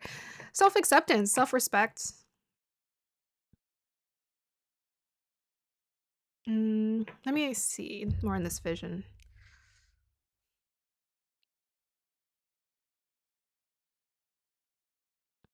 Yeah, it's like, okay, so most people, they go through life, I think, trying to hide parts of themselves or whatever.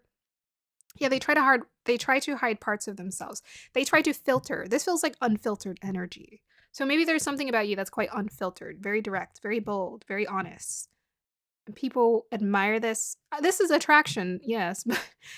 But we're getting a lot of energies like respect and all those are coming through.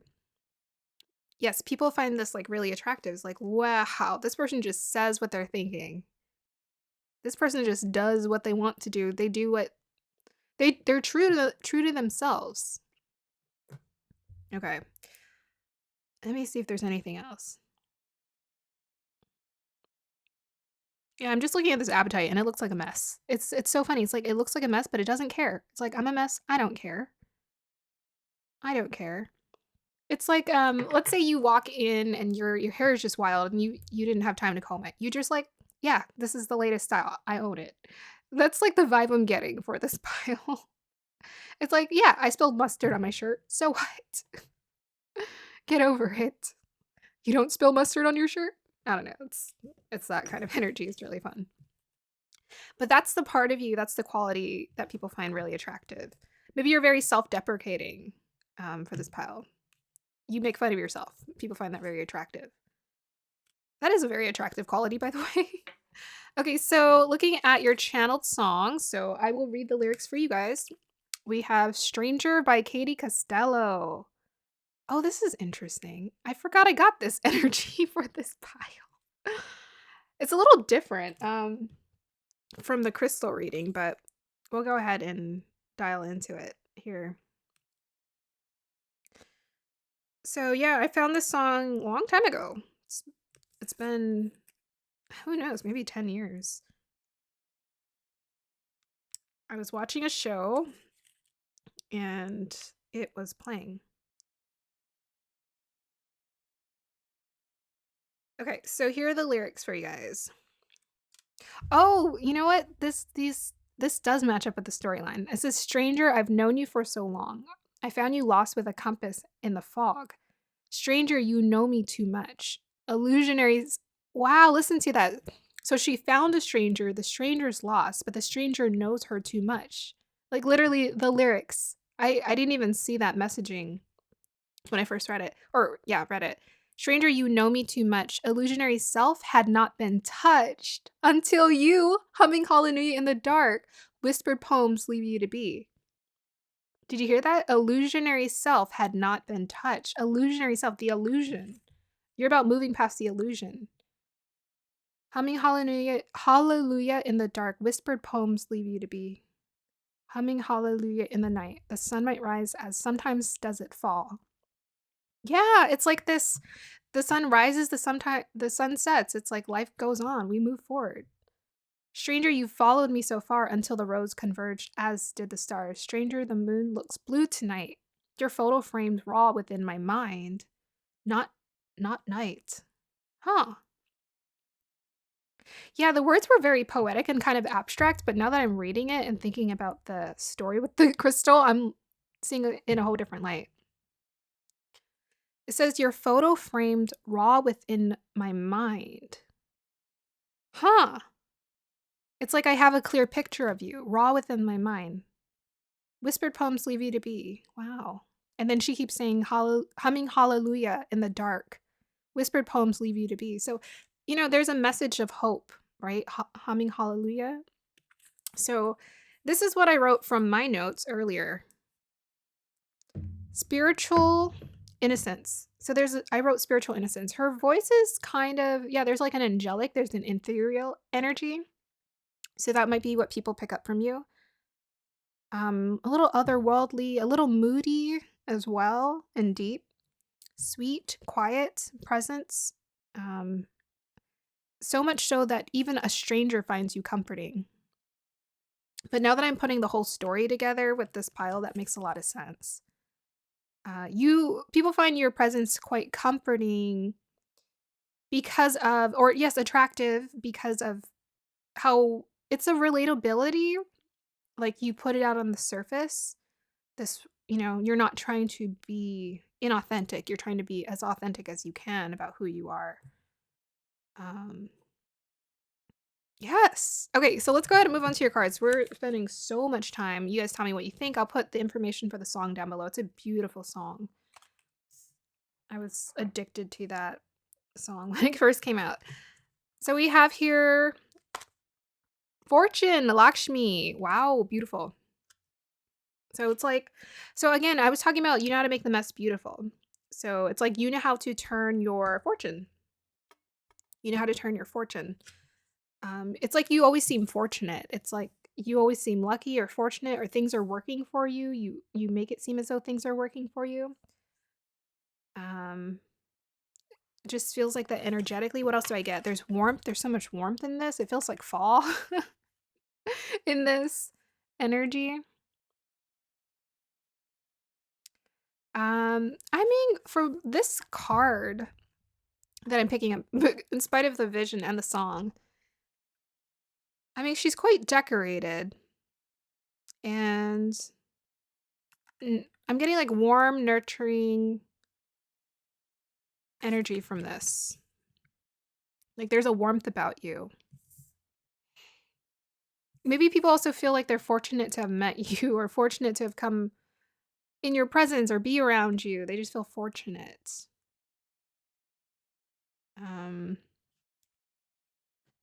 Maybe it just seems like, again, it's like making something of the mess. Maybe this is like the other part of the story. It's like because you know how to make the mess work or work with it, that's why you always seem fortunate.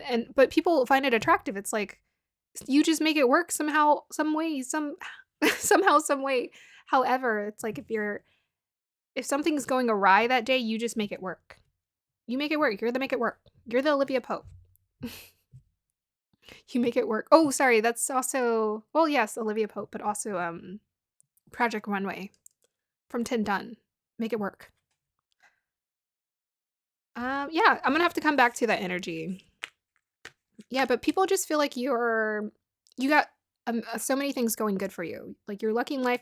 You're on your path. You're on your way to just like being successful. I mean, when I look at this card, she gives me like ideal in all senses, like ideal potential wife, ideal potential friend, ideal daughter, just like ideal. Like she's just focused, determined, got it going on. Let's go ahead and see the other cards. We have Justice. Beautiful. So people feel like you're quite balanced, quite fair. Quite balanced, quite fair. I mean, also authentic, right? So I get the Justice card from this as well. So Libra energy, balanced. A balance of masculine and feminine energy might be quite attractive. I mean, we're getting a lot of sparkly energy so far, so I think most definitely people do find you very beautiful. Yeah, she's very beautiful. Um, mhm.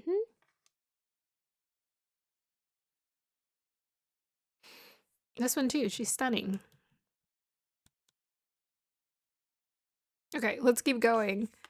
Maybe you guys are fashionable as well. I don't know, maybe you literally know how to like make something look expensive. Because look at, we got Fortune Lakshmi. You know how to make something look expensive as well. We have here House 5. Wow. Passion, play, children, confidence, and creativity. Yes, that's the attraction card. Clarified by Fix. Interesting, because Fix is Taurus, Leo, Scorpio, and Aquarius. Huh. Is it me or I feel like all the piles are similar to some degree. So people find it attractive when you're like very determined and you're because I was getting like bold, determined energy. And then creativity too is like making something of life, making like creativity requires you to take something and then make something new or excuse me, make it unnew, renewed or something like that. But fixed energy is about focus energy. So we have here loyalty, dependability, persistent, and stable. So those are some of the qualities that people find very attractive about you is like you're a real person that they can depend on, but also you maybe with fixed and house 5, I mean that's basically Leo energy, isn't it? So there's something about you that's it could be your leadership qualities. It could be the parts of you that really stand out. It could be maybe you're creative, you're really talented or gifted at something that stands out to people. They find this very attractive. So whatever qualities that like if you can sing, you can dance, you can it's like these creative qualities. If you look good in front of the camera, these are the qualities that make you quite attractive to other people. But yeah, fixed energy is like very direct. It's like people like that you can be quite direct with your energy or just focused or determined and stable. We also have here advocate. Inspires you to put compassion into action, shadow attribute, embracing negative causes or committing to cause for personal gain. So people find it attractive that you genuinely care about other people. Yeah. You know, we were hearing that song about the stranger. So like you genuinely care about, you know, the lost stranger who had the compass, like you genuinely care about helping people find their way, helping people figure things out. We also have here breathe in prana, heart chakra. Ooh, this is the attraction card. And we have the peacock here. So most definitely like physically with the peacock, because the peacock is about like being able to stand out, like having beautiful feathers. There's something about you, like a quality or a feature about you that people find attractive. We have this woman's lips. But all in all, yeah, there's a quality about you that just it's quite beautiful. It stands out to other people. Heart chakra. So that's about you listen to your heart. So people find your heart very beautiful. Um, breathe in prana. It's the breath of life. That's about listening to the breath of life. We have your 4 again about stability. 1 is about the self, and 5 adds up to creativity, creative expression. So it's like maybe you get ideas about like what you want to do, what you want to create, and you just go ahead and you do it. Yeah. Why is she back again?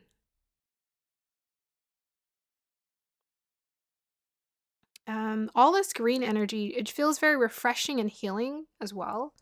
Like new grass or grass. There's a tree here.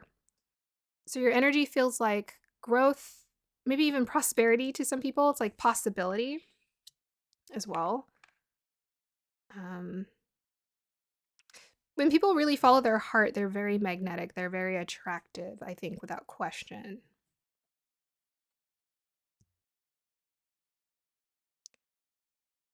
I feel like the justice card is like you embrace both parts of yourself or all parts of yourself. You're very accepting of the different parts of yourself. So we also have here the divine director intervention and purpose. Divine intervention is occurring. Know that you're being guided. Happiness is your purpose. So people feel like you're guiding your life. You're living your life with purpose. You're following your happiness. You listen like with I feel like this pile most definitely with that heart chakra, fifth house, and that connection to fixed energy, Leo, and happiness. I think you most definitely listen to your heart and what makes you happy, and they find this very attractive. Again, it's about directing, being direct about what you want in life, being like, again, the stranger in the compass. The stranger was following the girl, by the way, in the song. She was the stranger was finding her, finding their way through her. So it's like maybe when people, I don't know, they need that comfort or that support system, you're a wonderful support system for them. Because it seems like you're living your life where you're finding your way. You're living in a way that is direct in terms of like, okay, this is what I want. I want to be true to myself. And they feel like they like seeing this, they like this experience because I feel like sometimes maybe they're the ones who are not they're lost. So it's of course, yes, it is attractive to see someone who actually is living their purpose, who is finding their way in life and is doing something that they love. Knows what they want. Maybe is even a very direct communicator with this justice card. Speaks it, says it like it is. You say it like it is. Okay, let's go ahead and get some clarity. Why do people find pile number 3 attractive, guys? Ooh, interesting. I got like moon signs for the last pile too. Okay, so we have here moon, actually the first pile too. Ah, interesting. Moon in Sagittarius in the 10th house. Okay, so the moon is nurturing. 10th house is about being seen by a lot of people. And Sagittarius is a fire sign. It's about knowledge, seeking. It could be about just enjoying life and having fun. It could be about life is an adventure. And it also is about fortune because what do they always say about Sagittarius? That they're lucky, or they seem like they're lucky. So there's something about this pile. It's like there's something about you that people find quite promising. It's like, yes, because that Sagittarius energy, it's like bright future, bright possibilities, maybe endless possibilities.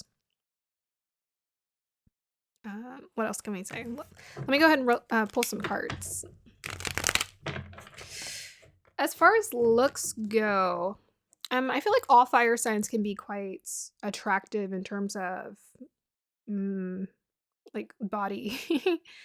They have attractive body. I mean, I do know sometimes Sagittarius are known for having nice limbs. So if you think about like warriors or people who are like very physical or in the gym, like nice arms, nice legs.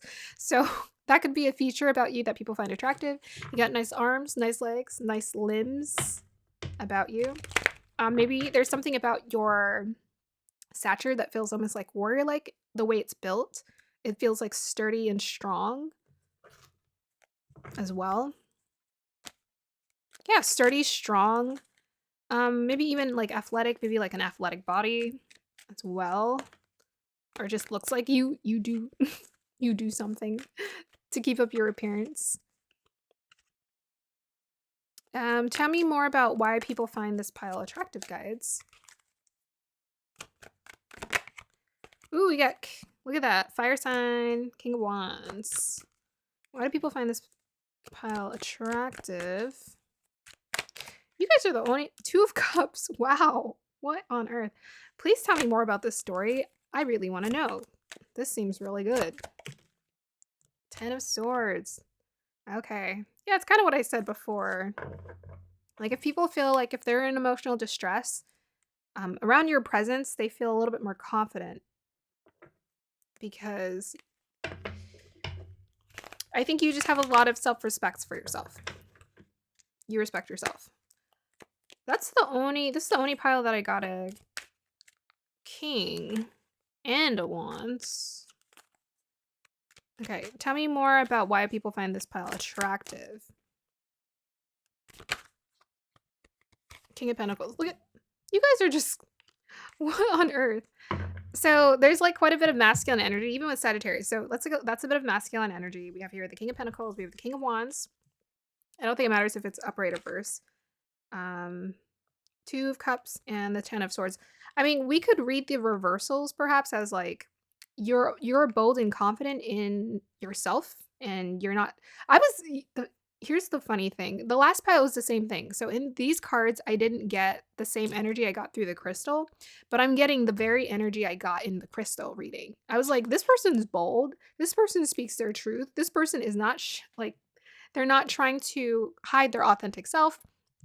They're okay with being messy. So I think I'm gonna take the reversals as to some degree, it's like you're humble, right? So it's like masculine energy is more like bold and moving forward, but to some degree you're somewhat humble, right? Okay.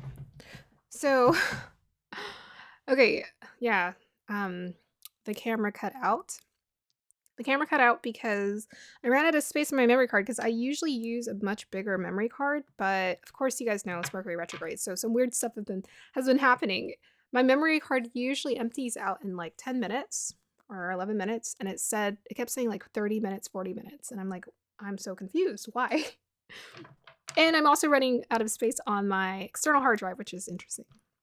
Okay, so what I was saying before is that I'm going to take the reversals as humble. So it's like, yes, you have this boldness about you. Yes, it's intense. Like you own yourself, you own your authenticity, you're very stable. You own this confidence about you, this flair. Yet at the same time, I feel like there's a humbleness to it, right? So it's not like we're all out there with our energy necessarily. Maybe it's inwardly expressed to some degree where you're inwardly focusing this energy and like this confidence, this strength, and people they can pick it up from you, they can sense it from you. So the Two of Cups is like people feel like they're not alone with you.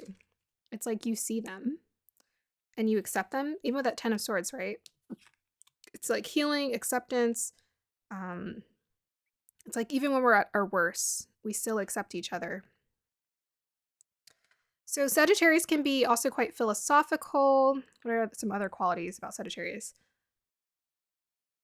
Yes, honest. They are very honest, very direct, very honest about almost like, yeah, I was getting the unfiltered energy. So some of you in this pile are most definitely unfiltered, I think. What else? I mean, you got two kings. That's insane. I was just saying that we didn't pull a king, and then literally another king comes out. So, I don't know. All of these piles have been very interesting, but it was interesting because I was seeing a guy in my vision, and we got two kings. So I guess that's your energy because we got this like sweet Lakshmi over here, and I'm like, what is that? I pulled that. And I was like, hold on a minute, hold on a minute. But there's always multiple aspects to us. I most definitely get this the Sagittarius energy with Lakshmi though, because it's like Sagittarius can most definitely be like, it's like even when life is chaotic, and maybe that's why I kept getting the mess reference. Even when life is chaotic, she's still. I just feel like she's still lucky. She's still lucky. She's still fortunate. I feel like she's dancing. Like I can see her just dancing, still enjoying life, making. What are Sagittarius great at doing? They're phenomenal alchemists. That they're great at taking their pain and turning it into like something beautiful. So this is what people really love about you, and you follow your heart. A lot of like heart-centered energy. Why do people find this pile attractive, guys? We got 10th house again. That's funny. Mars this time in Capricorn. Wow. Okay, so again, masculine energy. So this is like that go-getter mentality. I feel like you guys, it's like if you set a goal, you go get it. You go get it done. You take care of it. Yeah, Mars in Capricorn, by the way, is exalted. And it's in the 10th house. That's insane. So you know how I was saying earlier that people they look at you and they think you're going places? Mars in 10th house in Capricorn people most definitely have this ability to be very successful. So yeah, very fortunate. Yeah, successful. You guys are success magnets. I know this is attraction, but people find it attractive that you're focused on your success, or you're obtaining your success, or you're going to obtain, or they can sense this. Like you're going to be famous or you're going to be successful at something. They can sense this. They can pick this up from you. But yeah, Mars is about being a go-getter, and it's exalted in Capricorn because it's matured in Capricorn. You know, whereas Mars can be sort of like impulsive. In Capricorn, it doesn't make impulsive decisions. It makes strategic decisions. It really thinks through things. But at the same time, yes, it's always thinking about like how can I, even with that fortune, how can I think about my money and make smart decisions, be responsible, be strategic, and create success, like long-term success for me, myself. Uh, Mars in 10th. Mars in Capricorn, athletic. I don't know if you guys are athletic, but we're getting a lot of athletic energy here. Very athletic, physical, active, physically active. Yeah. What else are we getting? I'm getting a little bit of soldier because like 10th house is about like reputation. It's about committing to the like a bigger organization or the bigger picture. So it's like a little bit of soldier energy. So I don't know if you guys are like, do you like to be physically active? You like to run, you like to do things, but maybe this is what people also find very attractive about you. It's like you keep your body fit. We got Sagittarius earlier, and I was talking about nice limbs, and they are the sign of the warrior. I'm kind of getting the same vibe from this energy. So either you do work out or you look like you do. You look quite fit. You look like you're just like taking care of your body on, it's like all this earth energy. To me, earth energy is like very much like the body. Taking care of the body. Fit, healthy. Yes. Yeah, even her. Fortune, Lakshmi, she looks very healthy, very radiant, very healthy, very radiant. People feel like you're just very healthy and you radiate that health. You're glowing from the inside out. Why do people find this pile attractive, guys? Tell me more. And then I think we'll end this. 3 of Swords. Whoa, intense. Tell me more about the 3 of Swords, please.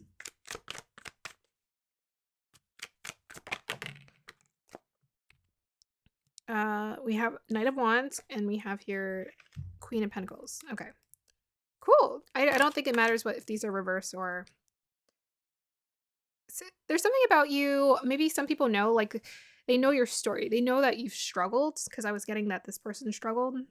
And you went ahead and you charged forward anyways and pursued your goals, no matter what.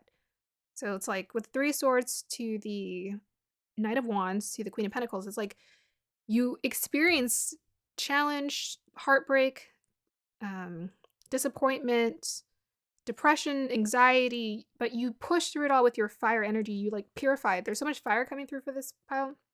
It's like you purified it with this kind of intensity of like, I'm going to get it. Even the masculine energy is like, I'm going to take action. And in spite of my challenges or challenging circumstances, I'm going to push through and I'm going to succeed. People find that attractive. It's like, you're a go-getter. You push through it. You don't just, you don't swallow or... I kept getting this vibe, like, this guy doesn't wallow. He doesn't sit in it. Instead, he's just like, yeah, I've been disappointed, but who cares? Like, even, this is what people find attractive. It's like, yeah, you're not shy about, yes, I have been hurt. Yes, I have been disappointed. I'm not trying to hide it. I'm not trying to hide it. Queen of Pentacles, yeah, finally we got a queen. So Queen of Pentacles, very fertile, very beautiful, very beautiful, very, very beautiful. Your energy, the energy that's coming through for this pile, yeah, we're getting a lot of masculine energy, but overall, like, very stable here. Very stable. Like, people would want to, this is the type of energy, it's like, I would want to, even Lakshmi, I was telling you, she was like the ideal wife as well. It's like, that's the energy you give. Ideal wife, ideal sister, ideal something. You got it going on here. It's like you would be the person that they would want to settle with or have a family with, have this fixed life with. Yeah, very responsible, and you find a way to just put it together. Why do people find this pile attractive? One more. Which 2 and 7 adds up to 9. Most definitely 9 of Pentacles for this pile. So we're getting here Jupiter. Wow, look at that. Masculine energy again. Each pile had a theme, and this is your theme. So Jupiter in Aries in the 12th house. So that's the fortune, right? Fortunate, Aries, leader. You're about taking action and just doing whatever you need to do. A lot of Mars, Aries energy. You take action. But also Aries they're very attractive. They're bold.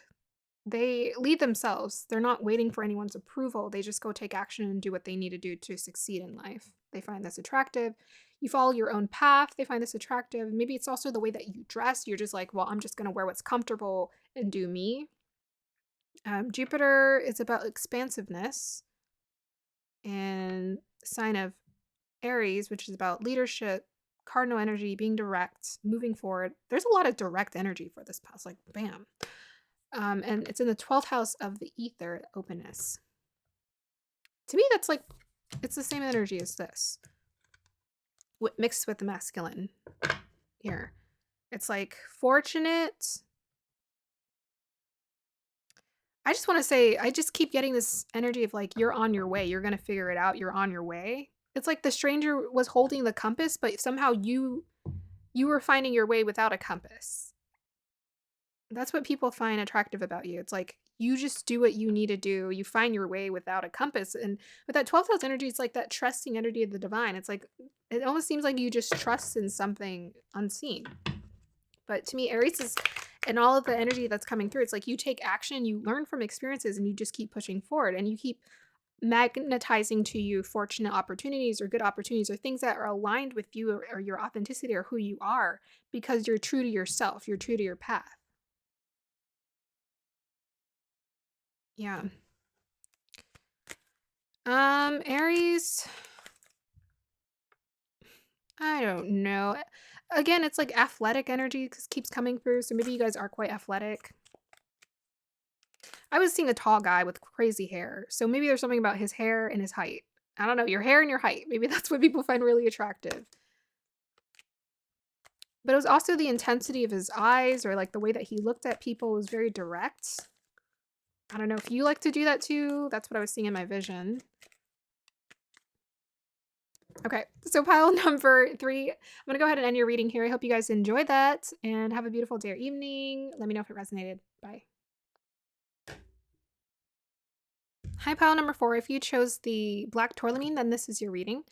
So first I'm going to read your crystal, and then I will read your channeled song message, and then your cards. So let's go ahead and start with your crystal first. Guides, dial me into the energies of pile number 1, please. Oh, sorry, why did I say 1? Pile number 4. Pile number 4, pile number 4. Guides, dial me into the energies of pile number 4, please.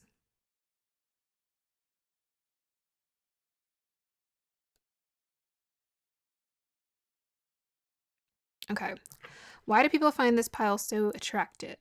Well, you know, it's funny that you got the black tourmaline, because this is the sexiest crystal I got, guys. You got the sexiest one. Okay. So if you have any doubt in your mind, if people find you attractive, they most definitely do. This is the sexy crystal here. Okay, let's go ahead and get into it. Maybe some of you guys are petite. I mean, I always think of, whenever I look at this crystal, it's quite small. So maybe you are petite and people find this attractive. They like your petiteness. Let's go ahead and look into more. That's just one of the qualities. Anyways, you can be tall, but I always kind of see this with this crystal. Okay. I mean, I'm kind of getting what I usually get. Like, I'm getting fine wine, like aged like fine wine. So maybe there's something about you, it's like people don't really know your age, or it doesn't matter. You're aging well. Or there's something about your appearance. So I'm getting like, if you're young, maybe you come off more mature. But if you're old, you come off as like, it doesn't matter. It's like whatever age you are, you're attractive, and you keep. Maybe this is also, I'm getting energies of people who have known you for some time. Is like, in spite of the fact that you are, you're getting older, you're aging really well. It's like the older you get, the more attractive you look. Because I'm getting like leather here. Like leather to me, like it ages well, but it took me to the wine first. Yeah, kind of like a sophistication attraction.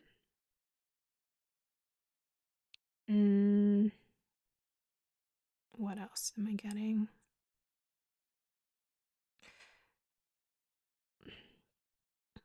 There might be something quite graceful about you, or sensual, maybe about the way you move. I always get that with this crystal, and of course it's gonna come again.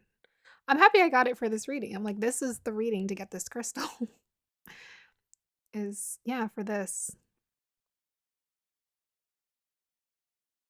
What else are we getting?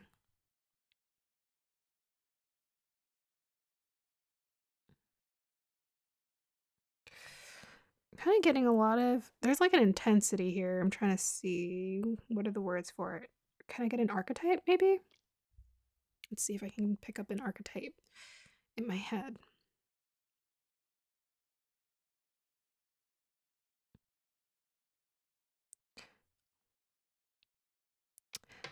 I mean, a lot of sensual energy. So like sensual energy to me is like very attractive without really trying to be. Maybe you're just effortlessly attractive or effortlessly sensual. So you emanate this energy quite naturally from your presence. I'm getting a lot of physicality, so it's like the way you move. A little bit animalistic. This sounds so weird. But yeah, some people do. Like it's just the way they move. Um, primal. Something primal about it. I am seeing a woman though, because I saw the woman immediately when I saw this, and that's why I said petite. But I was seeing like a petite. Where's she? I don't want to say who. It looks like someone, but I don't want to say who because I'm like, no, I'm not going to do that. Um, let's try to get a.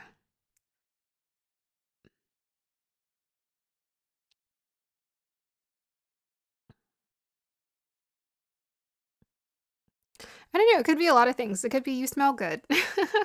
I just feel like for this pile, it's just a lot of sensual energy. You emanate quite naturally, quite powerfully, and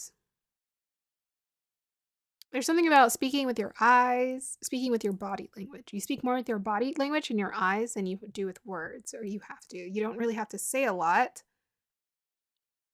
Not because you're trying to be mysterious, but because you just I don't know, it's like the aged fine wine thing. It's like I don't know, people just like maybe they just sense or pick up your presence or your energy just from being around you.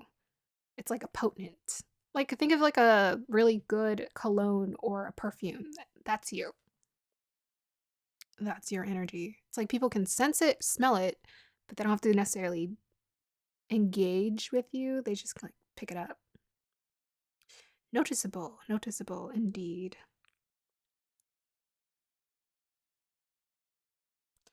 I'm getting electric in here. Yeah, so electric. Something about your energy is quite electric. Electric. Electric is like shocking. Shocking, it just sparks something in you. It's like instant. Like maybe instant attraction is what people feel to you. It's like instant. Yeah, it's a potency, it's an energy. May also be, I mean, you gotta have something physically about you that's like, whoa, that stands out. Um, can I get a feature or features? I mean, I do get eyes. hmm There's some intensity in your eyes, the way you stare. Let's see.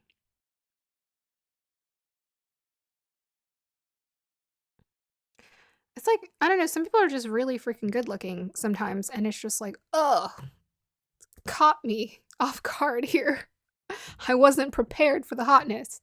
It's kind of like that vibe. It's like, oh, I'm at your mercy, but I will do my best. Yeah. It's like, predator and prey. You're the, is it predator or prey? You're the predator. Sorry to say that. I don't mean for that to be triggering for anyone, but it's like you attract the prey, you draw them in. Okay, let's go ahead and move forward. So, your channeled message. What was your channeled message? I don't remember. Your number 4 is coming off. So I channeled this from a playlist of mine's. The song that came up was, oh, it's upside down. Limelight, Just a Gent. Okay.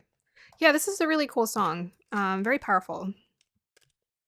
So you guys are most definitely very magnetic because the song was about a relationship, specifically like the relationship. Let me go ahead and find the lyrics for you. Moth to a flame. Let's just say that. Um, is this it? Which one's the one I have in my playlist? There's different versions. Okay.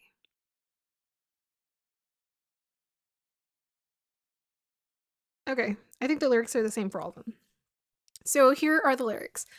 When you wake up, call the cab. We ain't telling anybody about us yet. And you want all of it, but you ain't even got the guts to tell your friends. Oh, I missed that part.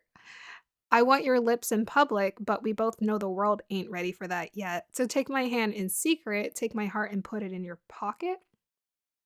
Why did I miss that whole intro? I want the limelight with you, want the world to see it, but we shine like diamonds with you. Take the world out for a ride. I want the limelight with you. We shine like diamonds with you. I want the limelight with you. We make love in darkness, not even willing to show what we won't confess. Wow, that is sensual. Ooh, a little secretive as well. Yeah, quite a bit of Scorpio energy coming through here. Oh, that's so interesting. I think the person I was picking up is a Scorpio. Um, okay, so I gotta reinterpret this for a second. Give me a second. So essentially, what people find attractive about you, I most definitely get they fantasize about you quite a bit. You're like the fantasy person. Um, yeah. It's like they imagine experiencing experiencing things with you. Um, I always get nightlife energy from this, so I'm not shocked about that. What's that? The secret rendezvous that's going on over here? But it's interesting because it's like a secretive relationship that turns into, but I want the limelight, and the limelight is about being seen. It's about being seen and being around people. So I'm getting like people fantasize about like being with you, like actually being able to be with you officially. They want, I don't know, it's like both. So let me give you this. Have you ever heard the line, a freak in the sheet, but a lady in the streets? A lady in the street, but a freak in the sheets. Okay. It's kind of the energy I'm getting. So there's like a duality here. And look, this is kind of like every person's fantasy. This is not anything to be embarrassed about. But every person wants like that sensual connection. Uh, like it's so interesting. This is like the out of the all of the piles. Like everyone else, it felt like friends and family as well as maybe lovers. But this pile, I'm getting lover energy for sure and sensual energy. So it's like they fantasize, they want the everyone like they want the sensual side, right? Who you are behind closed doors is what I'm getting, as well as who you are in the public. They want both versions of you. Is attractive, want the world to see it. We shine like diamonds with you. I feel like this person also like they struck gold with that age like fine wine and leather energy. It's like, oh wow, I struck gold. Or yeah, people feel like that. It's like I struck, you're the fantasy, dream fantasy of like this combination of a spectrum of energies put together that they're attracted to. Very sensual though, quite obviously. So my notes were Limelight, Just a Gent, I'll put all the information down below. You are a star amongst stars. Because it kept talking about the limelight and we shine like diamonds. So it's like something about you shine, you stand out, and I was getting the electricity. You stand out as well as you want your partner to stand out too, or people feel like when they're next to you, they shine too. I also wrote power couple. That's what that vibe gives me, power couple. So if you were to attract someone, more than likely they'd be very similar to you.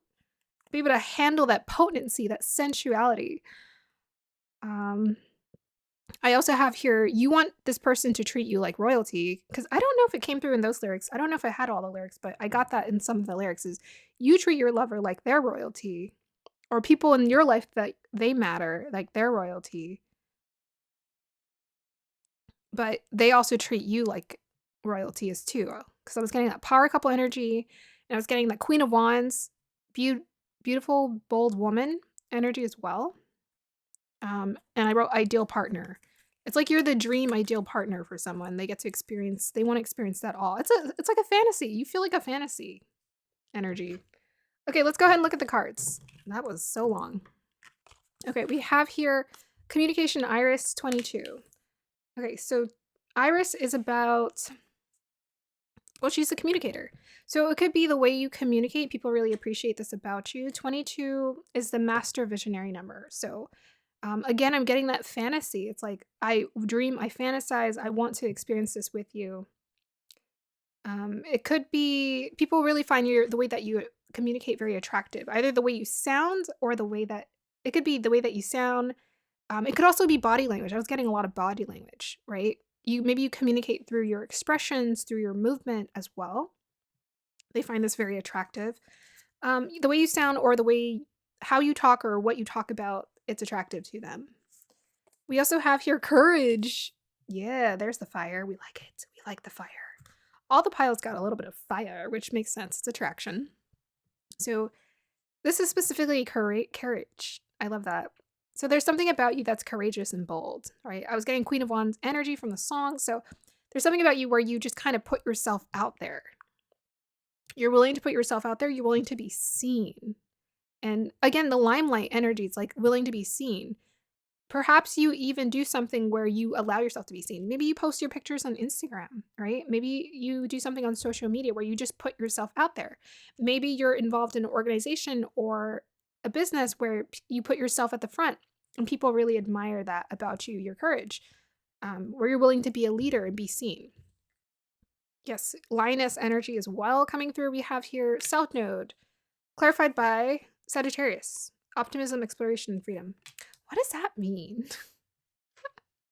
What? Okay, let me see.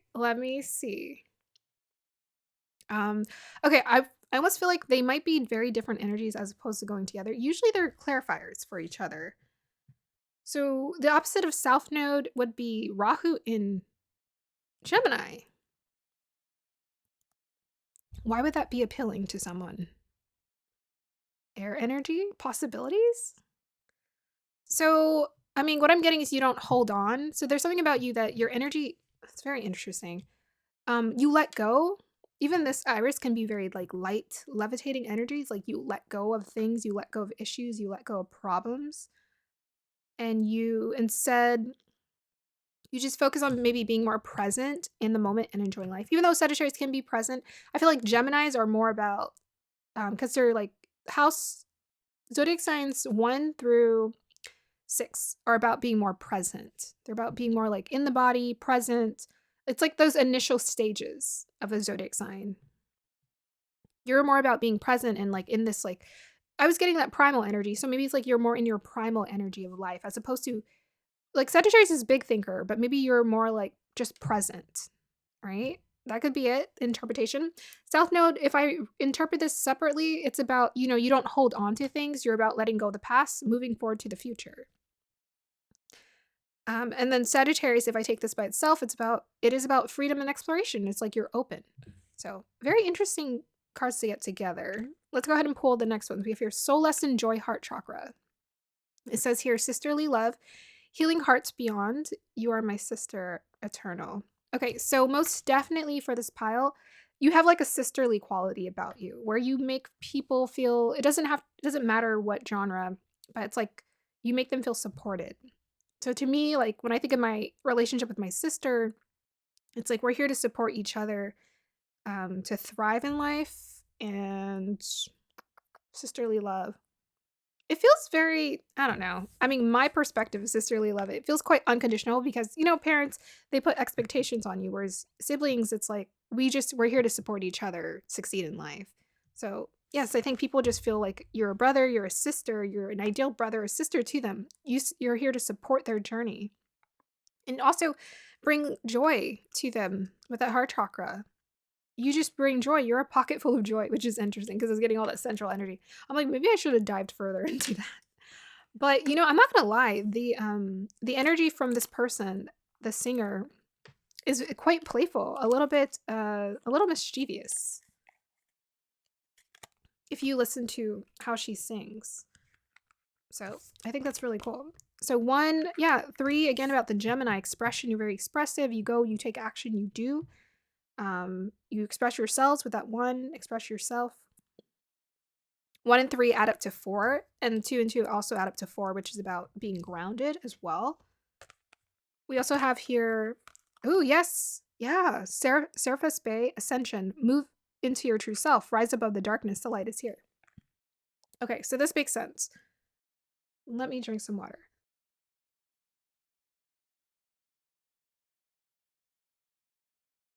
Okay, so Serpent's Bay, this is a really cool card to get because this is about, again, rising above the darkness.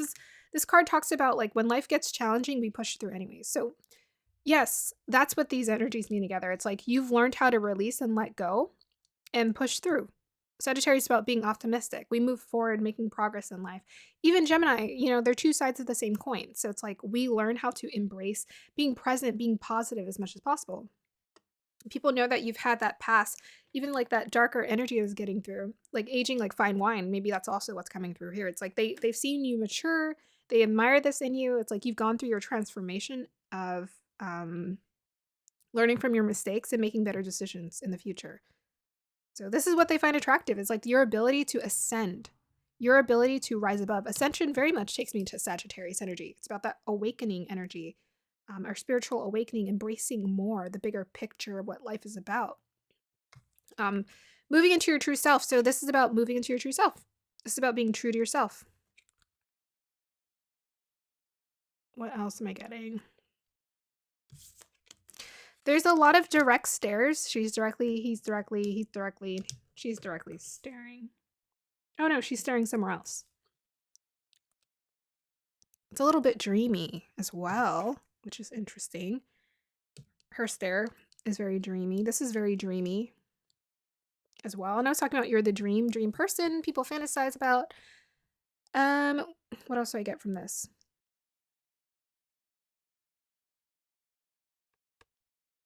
I don't know. There's a lot of emphasis around the eyebrows and the eyes. You might have quite attractive eyebrows and eyes. Yes. Maybe you accentuate it with a little bit of eyeliner and makeup from time to time. He is light.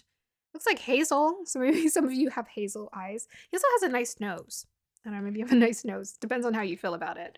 Iris here, her features are more, you think they're related more to Mercury. So it's like more of those, it's like elf-like, fine-like features. Cute features. Oh, and I was seeing a petite woman. So maybe you have like really petite, really cute features about you. That just seems like a little bit young and youthful. Yeah, I'm getting maturity from this card. Oh, we also have here Saboteur. Highlights your fear of self-empowerment and the changes it would bring to your life. Shadow attribute induces self-destructive behavior or the desire to undermine others. So, yeah, so you've learned how to, people find it attractive that it's a self-empowerment. They sense that you're self-empowered. They feel this from you. They get that vibe from you. What else can I say about self-empowerment? So 22 on the clock. Well, I think what's pulling my attention is the shadow attribute. It says induces self-destructive behavior or the desire to undermine others. The self-destructive behavior is what's sticking out to me. I feel like, because I've gotten this card for people who can be a little self-destructive, even with the South Node and needing to release, right? Why do we need to release? It's so we don't hold on and become self-destructive. So there's something about, you can be your own worst enemy, but you choose not to be. You choose not to be. Yeah, it's a lot about being brave. Maybe you've really learned how to own your saboteurs, own your fears, right? I feel like most definitely Black Tourmaline, it gives me that feeling of like facing fears, facing the darkness, being brave, courageous, bold. Yeah, Queen of Wands. Yeah, people really find it attractive that you face your fears. You don't let your fears get the best of you. You're just like, I'm going to do it anyways. Okay, so let's go ahead and see. Why do, oh, that was my elbow. Why do people find, oh my gosh. I also want to say that we have 1 and 3 adds up to 4, and 2 and 2 adds up to 4, and you guys are pile 4. Pretty cool. Meant to be. So clarifier, why do people find this pile attractive, guides?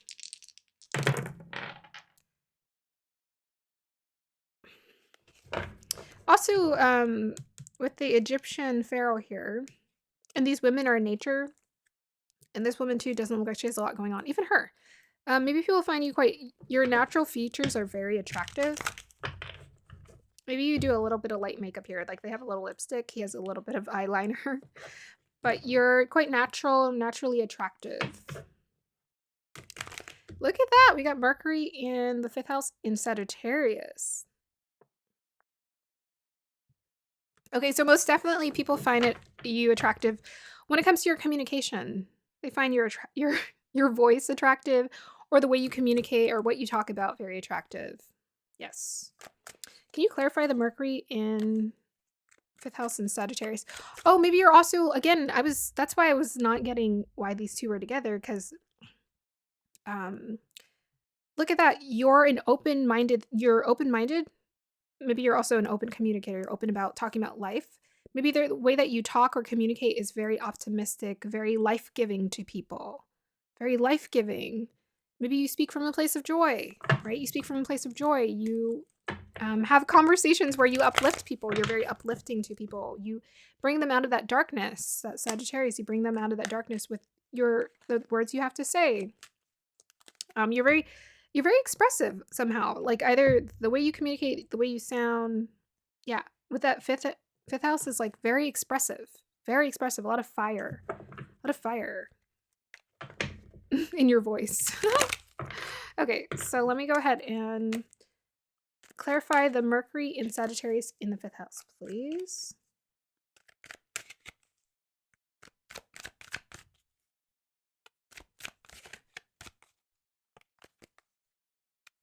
Yeah, and I was talking about ascension in Sagittarius.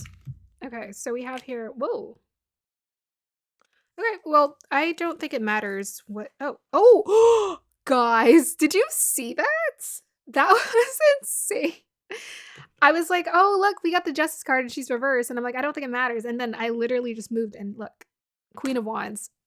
Am I psychic or am I psychic? Woohoo! You know, I was like, by the way, this card did not come out for any of the other piles. Let me just tell you that. So the fact that I called that out, I channeled these messages like 3 hours ago. If you guys don't believe in magic. Okay, so I love these energies. I don't think it matters if it's reversed because I know what they mean altogether. Here. Oof, you guys are on fire. Bold, beautiful, confident woman here. Okay, so yeah, so there is something about the way you communicate that's very significant. People find very attractive. It's like either you're just very direct or you just speak from your heart, or it just feels very balanced. Like when you talk, people are like, wow, you're right. They're just like, yeah, yes, you're on point. We feel it. We feel the vibe. We feel the energy. You operate from your heart source here strongly. With this Queen of Wands, you're very creative.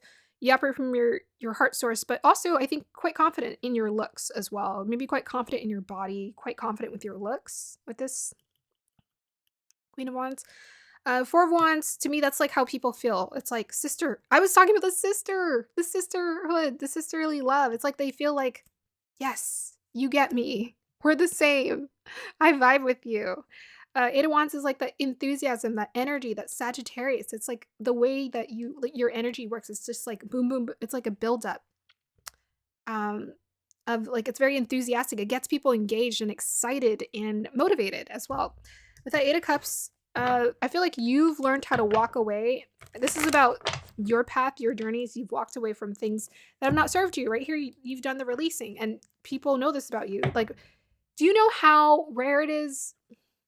It is not very common to know, like, people walk away from things that don't serve them towards things that they're genuinely passionate about.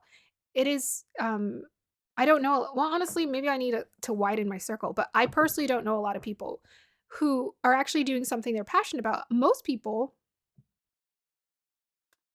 in my personal experience, most people are afraid to walk away from things. They're holding on to it because they're like it gives them a sense of security, but the security is an illusion. Security is always an illusion. But it's like you're brave because you let it go. You just all right, it's not working for me. Time to move on. People find that so attractive because so many people are holding on to a false sense of security.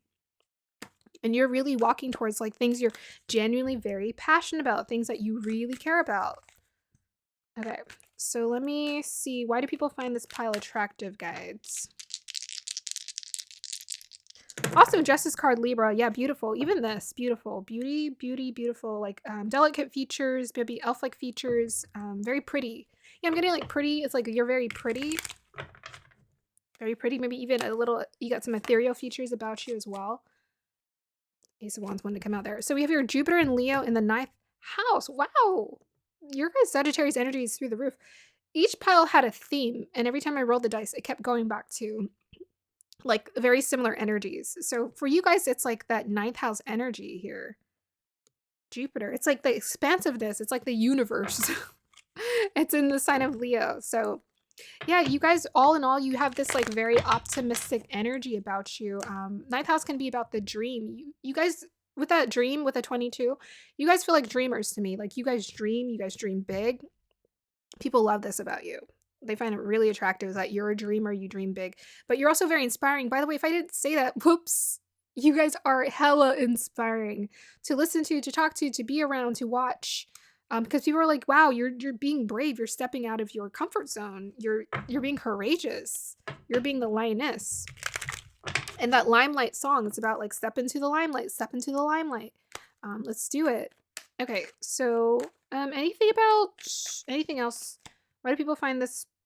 Yeah, also yeah, you also show people how to dream big as well. You inspire people to dream big because we got that sisterhood energy. It's like we inspire each other. Let's do it. We can inspire each other to dream big and be a support system. Yeah, you're about moving past your fears. It's like you got a fear? Okay. Fears? So what? Who isn't scared? Feel the fear and do it anyways. That's attractive when people feel the fear and they do it anyways. Any other reason why people find this pile attractive? Yeah, a lot of sensual energy with the fire. So much fire in this pile. Goodness gracious. Calm down, okay? Yeah, I mean, Leos are very attractive. Leo energy is very attractive. We got the line here. We got the Queen of Wands, a lot of fire energy. So yeah, you have a lot of sensual, passionate energy about you that you probably just emanate, and people are just like, oh my gosh, I'm feeding off of this energy. It's awesome. Wasn't I talking about for this pile that people fantasize about you? And we have here 4 of Wands, which can also refer to marriage. Isn't that interesting? I was like, ideal partner. Okay, so, ooh, oh my gosh. Guys, we got the... We're talking about attraction. That just popped out. That's so funny. Devil card. Yeah, so people Yep. That spice rack is spicy. Spice. Okay. 6 Pentacles. Whoop. Cool. We have the King of Cups, 6 of Pentacles, and the Chariot. Yeah. Okay. Here, let's just let's pull a clarifier for the Devil card here, just to make sure I'm not crazy. Am I just feeling it, or am I feeling it? Feeling it in my head. Yep, there it is. 2 of Wands. That's the Desire card. That's like, oh my gosh, I want you. I want you. Yeah, you guys do inspire a lot of desire. I was waiting for it to come out. I mean, it pretty much did come out with that 8 of Wands. By the way, 8 of Wands. You guys got 8 of Wands. Oh, you guys inspire a lot of passion and desire in people. It's like, okay, I can see you, and you're inspiring. Yes, fantasies. Fantasies indeed. A lot of sexual attraction. Let's just put it out there. This is the attraction reading, and you guys are the attraction pile. So, let's see. What do people find attractive about this pile? Nice. Ooh, yeah. Guys. I said Scorpio earlier, and we have Scorpio. So we have Saturn and Scorpio in the first house. I love it when that happens. I'm like, there are 12 signs. There are 12 signs. It could roll any of those signs, and it rolled Scorpio. Okay. So tell me about the Saturn Scorpio in the first house. Let's see. Eight of Cups. Ooh, yes. So, like, yeah, I'm thinking about emotional control because Saturn is about discipline and control. Scorpio is about, like, you know, it's like a turmoil of emotions, chaotic emotions, but putting Saturn there stabilizes it and it puts it in the first house. So people can feel there's like an intensity about you, but you've stabilized it. You've stabilized yourself. We got 4s and you're the pile 4. You've stabilized your intensity. You've directed it in a healthy way. Even Surface Bay is about, you know, sending rise above the darkness. So you have the darkness, but you've learned how to release the darkness. People know this about you. You rise above your darkness, or you use it maybe even to your advantage with that Scorpio energy. It's dark feminine energy. But you use it in a way that's healthy. Okay, hold on. I got my hair in the cards. Tell me more about the Saturn in Scorpio in the first here. Ooh, I love it. 3 of Swords. We are healing. We are healing. You are a healing presence for people. Tell me more about the Saturn in Scorpio in the first house. Any more they want to tell me? Look at that High Priestess. Well, she's reversed, but I don't think it matters. Because it's like, why would people find you attractive if you like doubt yourself? That would be weird. Because you doubt yourself. I find this very attractive. You don't trust yourself. Yeah. So yeah, even Scorpio is very intuitive. So yeah, you guys are very intuitive. You follow your intuition, right? You leave the cup, what's not fulfilling you, and you listen to your intuition about like what's going to bring you peace, what's going to heal you, what's going to, like, you got this divine goddess magic energy about you. Which, by the way, this is the only pile that the High Priestess popped out. You're special. There you go. Yeah, so this is like my intuitive pile. You know, with that South Node, most definitely intuition, because K2 South Node can be about intuitive past life gifts as well. If you have a strong connection to your K2, that will let you know. If it's in your 8th house, it can make you very intuitive. I feel like if it's in your 12th house too, like shadowy, watery houses, it can make you very intuitive about those areas. Okay, what else? Yeah, you're into your divine feminine energy. You own this divine feminine. New beginnings, yes. You create new beginnings for yourself. They find this attractive. It's like, all right, I'm not gonna like wallow in the difficulties of life. I'm gonna start anew. I'm gonna stay positive. I'm gonna keep it fresh, keep it going. Okay, last one. Why do people find this pile attractive? Yeah, and also Scorpio can be about fears. Saturn there in the first house. You own your fears. You've emotionally matured. This card is about emotional maturity. You've emotionally matured. Why do people find this pile attractive? Yeah, we rode the Chariot. Yeah, success with something else plus the King of Cups. So that's about emotional maturity. Look at that. Sagittarius again. It's a theme for this pile. So we have here Moon and Sagittarius in the first house. Yeah, so optimistic. Wow, super, yeah.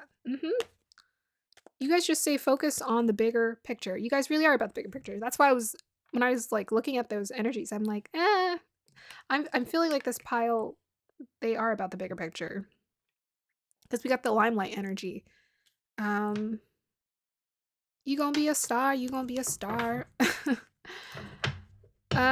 Moon and Sagittarius. Moon sides also is about, yeah, I forgot to say that for each pile, but Moon is about popularity. Likability. Yeah, people like you. What people like about you is your optimistic mindset, your fiery energy is like you're on fire. This pile, you're on fire. Literally. You just go get it. Why do people find this pile attractive, guys? It's about those Wheel of Fortune there. Would make sense. We kept getting Jupiterian. Look at that. Oh, look. Yeah, that's about endings, new beginnings, completion, graduation. You've graduated, you've matured, you're a leader, you're fierce. Aries energy here, fiery energy. Wow, you guys are, by the way, the only one who got the Emperor. For this pile, the main thing that's coming through is like a strong sense of maturity. Like, so I was getting like aged like fine wine. That's what that is. It's like, that's also your energy beyond like physical attraction, which is most definitely there. I'm like, you guys are very, you emanate a lot of sensual energy and also like passion that people just pick up. But as well as there's like a maturity about you that people find that's what people find attractive about you, is your maturity, is you're willing to see past the conflict, you're willing to build and create more for yourself and create this new beginning. It's like, and that's what Sagittarius is. Sagittarius comes after Scorpio. After the turbulent waters is the sun rises. That's what the Sagittarius is. Sun rises. We push through anyways. We create a new beginning. We do something. We graduate. We mature. We lead our life in the direction that is true to us, true to what we want. Any more about why people find this pile attractive? 3 of Pentacles. Maybe about trusting yourself, going your own routes. And 6 of Cups. Wow. Got the Magician at the bottom. Can you tell me more about the 6 of Cups, please? And then we're going to end this reading. I'm having fun. These are, oh, that was really creepy. Can you guys see that? My light just brightened up on its own. I'm having a lot of fun for these readings. Can I get a clarifier for the 6 of Cups? Because I love doing personality readings. These are my favorite. But I can't do them all the time because I'm like, you know, I gotta space it out. Tell me more about the 6 of Cups, please. Okay, it's about like, so far I'm getting like respecting boundaries. 6 of Cups is about the past. Yeah, it's like 3 of Pentacles reversed. It's like, okay, I don't just do what other people tell me to do. I do what I want to do. I listen to my heart, you know, I reflect, and I create boundaries for myself. It's about going your own way, your own route, being independent. Even, yeah, Sagittarius is very independent. Tell me more about the 6 of Cups. Let's see.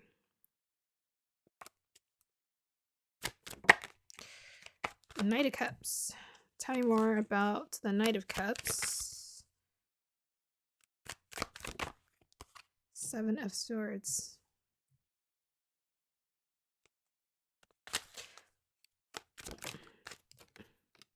Four of Cups. What is that? It's like something's hidden here. What's hidden? Hidden, not unaware.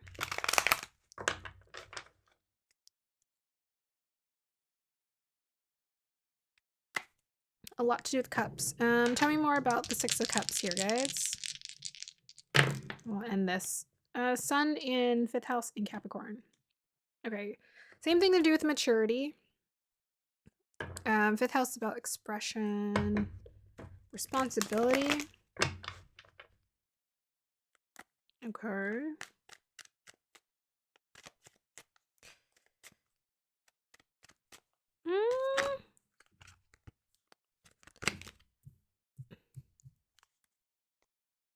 Anything else you want to tell me about the 6 of Cups?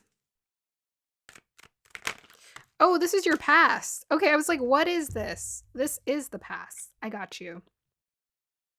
Okay, I got you. I was like, because the storyline changed. This is about the past. So it's like about letting go of the past, creating boundaries. Like people who were not, right, emotionally, you disconnected from them, like walking away. Like 7 of Swords can be like leaving, like sneaking away sometimes. 10 of Swords can be about the conflict, the pain, the turmoil. Yeah, so I feel like for this pile, most definitely the people who are attracted to you, they know about your story and they know about your past. They know you've gone through a lot of difficult experiences, and they've seen you just walk away and be the bigger person. We got the King of Cups at the bottom of the deck here. Yeah, with that Sun in Capricorn, it's like you were the bigger person. You made something of yourself. You could have been bitter, but you decided, no, I'm going to mature. I'm going to redirect my life where I want it to go.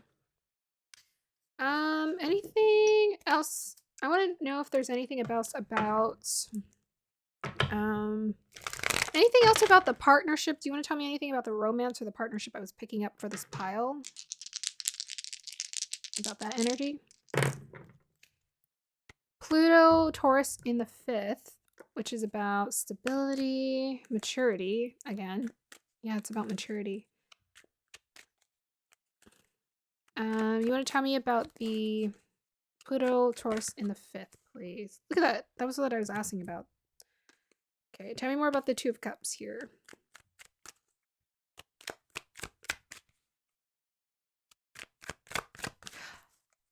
You know what? Maybe that was the past for some of you guys. I don't know if maybe in the past you did experience a relationship. Look at that, Three of Swords. Where it just was like, okay, I think I'm getting a little bit of a story. So I'm going to end on this note here.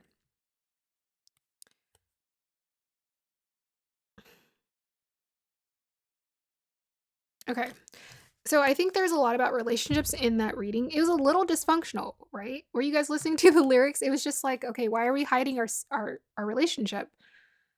So there's something here with the Two of Cups reverse, Three of Swords, and the Ace of Swords where you did go through a conflict. Maybe there's even like a lot of miscommunication in this connection that was really painful. But I think some of you may have experienced like really just unhealthy relationship dynamics that you had to mature from. And so now what you're looking to create for yourself and what you're wanting to be with, it's someone who is mature in that sense, right? Who's, who sees you as like the equal. We're not being secretive. We're not being secretive energy. It's about, it's just not honest, right?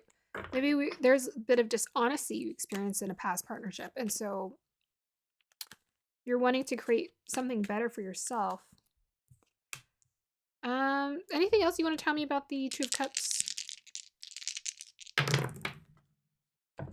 Venus in Aries in the 8th house. Ooh, that's intense. Speaking of sensuality.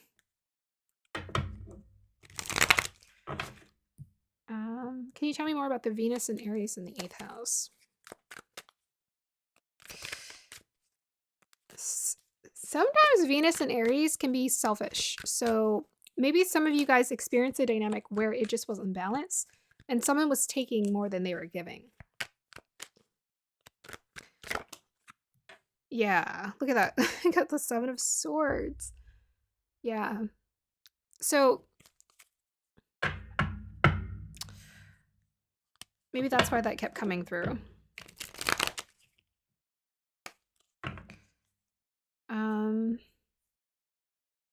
What is some advice for this pile, guides? I don't know. Yeah. And we have a lot of swords here. So like someone was lying or deceitful or not honest. Venus and Aries in the 8th can be kind of like secretive. Secret rendezvous, like what I was talking about. Someone wasn't honest here. Advice for this pile in regards to this Two of Cups energy, please. Yeah, we got the Death card. Two of Pentacles, balance. Yeah, you deserve to be treated like royalty.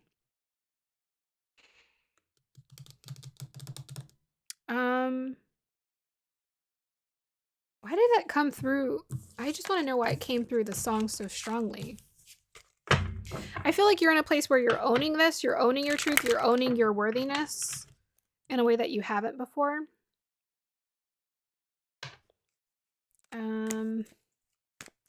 Let's end with a final attractive message.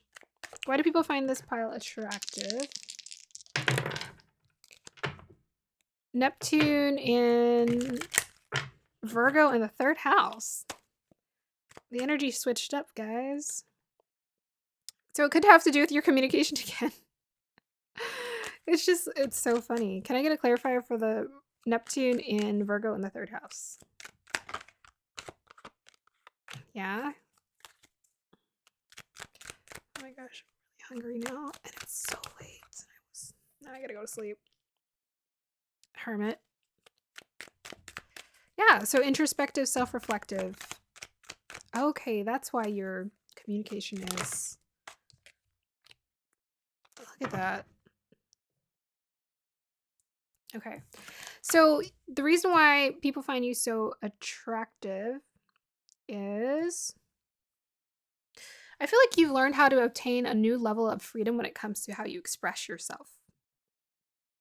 And this comes from like a deep sense of inner wisdom that you've gained from experiences, right? The Wheel of Fortune can be like good things and bad things. Clearly, I've made this reading too long. If my battery has, I'm on my 3rd battery. Okay. So, yeah, there's so much wisdom that could be gained through your insights. And most definitely you've learned how to attune to your feelings better. And mature. And I feel like you've obtained a new level of freedom because of your past challenges that you've experienced. Here, we got Virgo energy twice. Virgo energy is also about purification as well. So there's an essence of like purification, learning how to, Neptune's about transcend, purify ourselves, purify our mind. And it most definitely comes through in the way that you operate. I was also talking about age like fine wine. What did I say about it doesn't matter how old you are, if you're young or old. There's either a maturity about you or there is a youthfulness or there's both. And it's funny because we have here the Page of Cups next to the old man who's a hermit. It's like wise old soul, but youthful youthful energy, youthful in life, youthful in your vibrancy and your how you express yourself.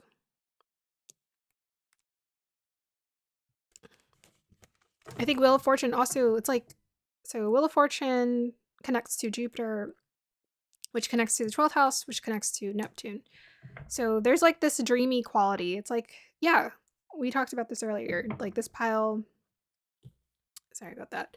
I feel like you guys are dreamers and people love this about you. It's like you dream. You've learned to dream big and beautiful.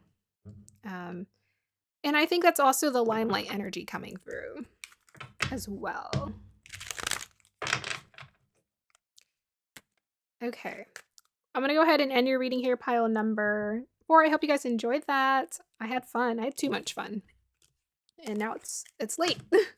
But I was also having all kind of issues with the camera, which is interesting. I didn't have any issues the last few days until today, but it's all good. I hope you guys have a beautiful day or evening and know that you're amazing, you're beautiful, you're courageous. People find this attractive. People find it attractive that you're bold, you face your fears, you're the Queen of Wands.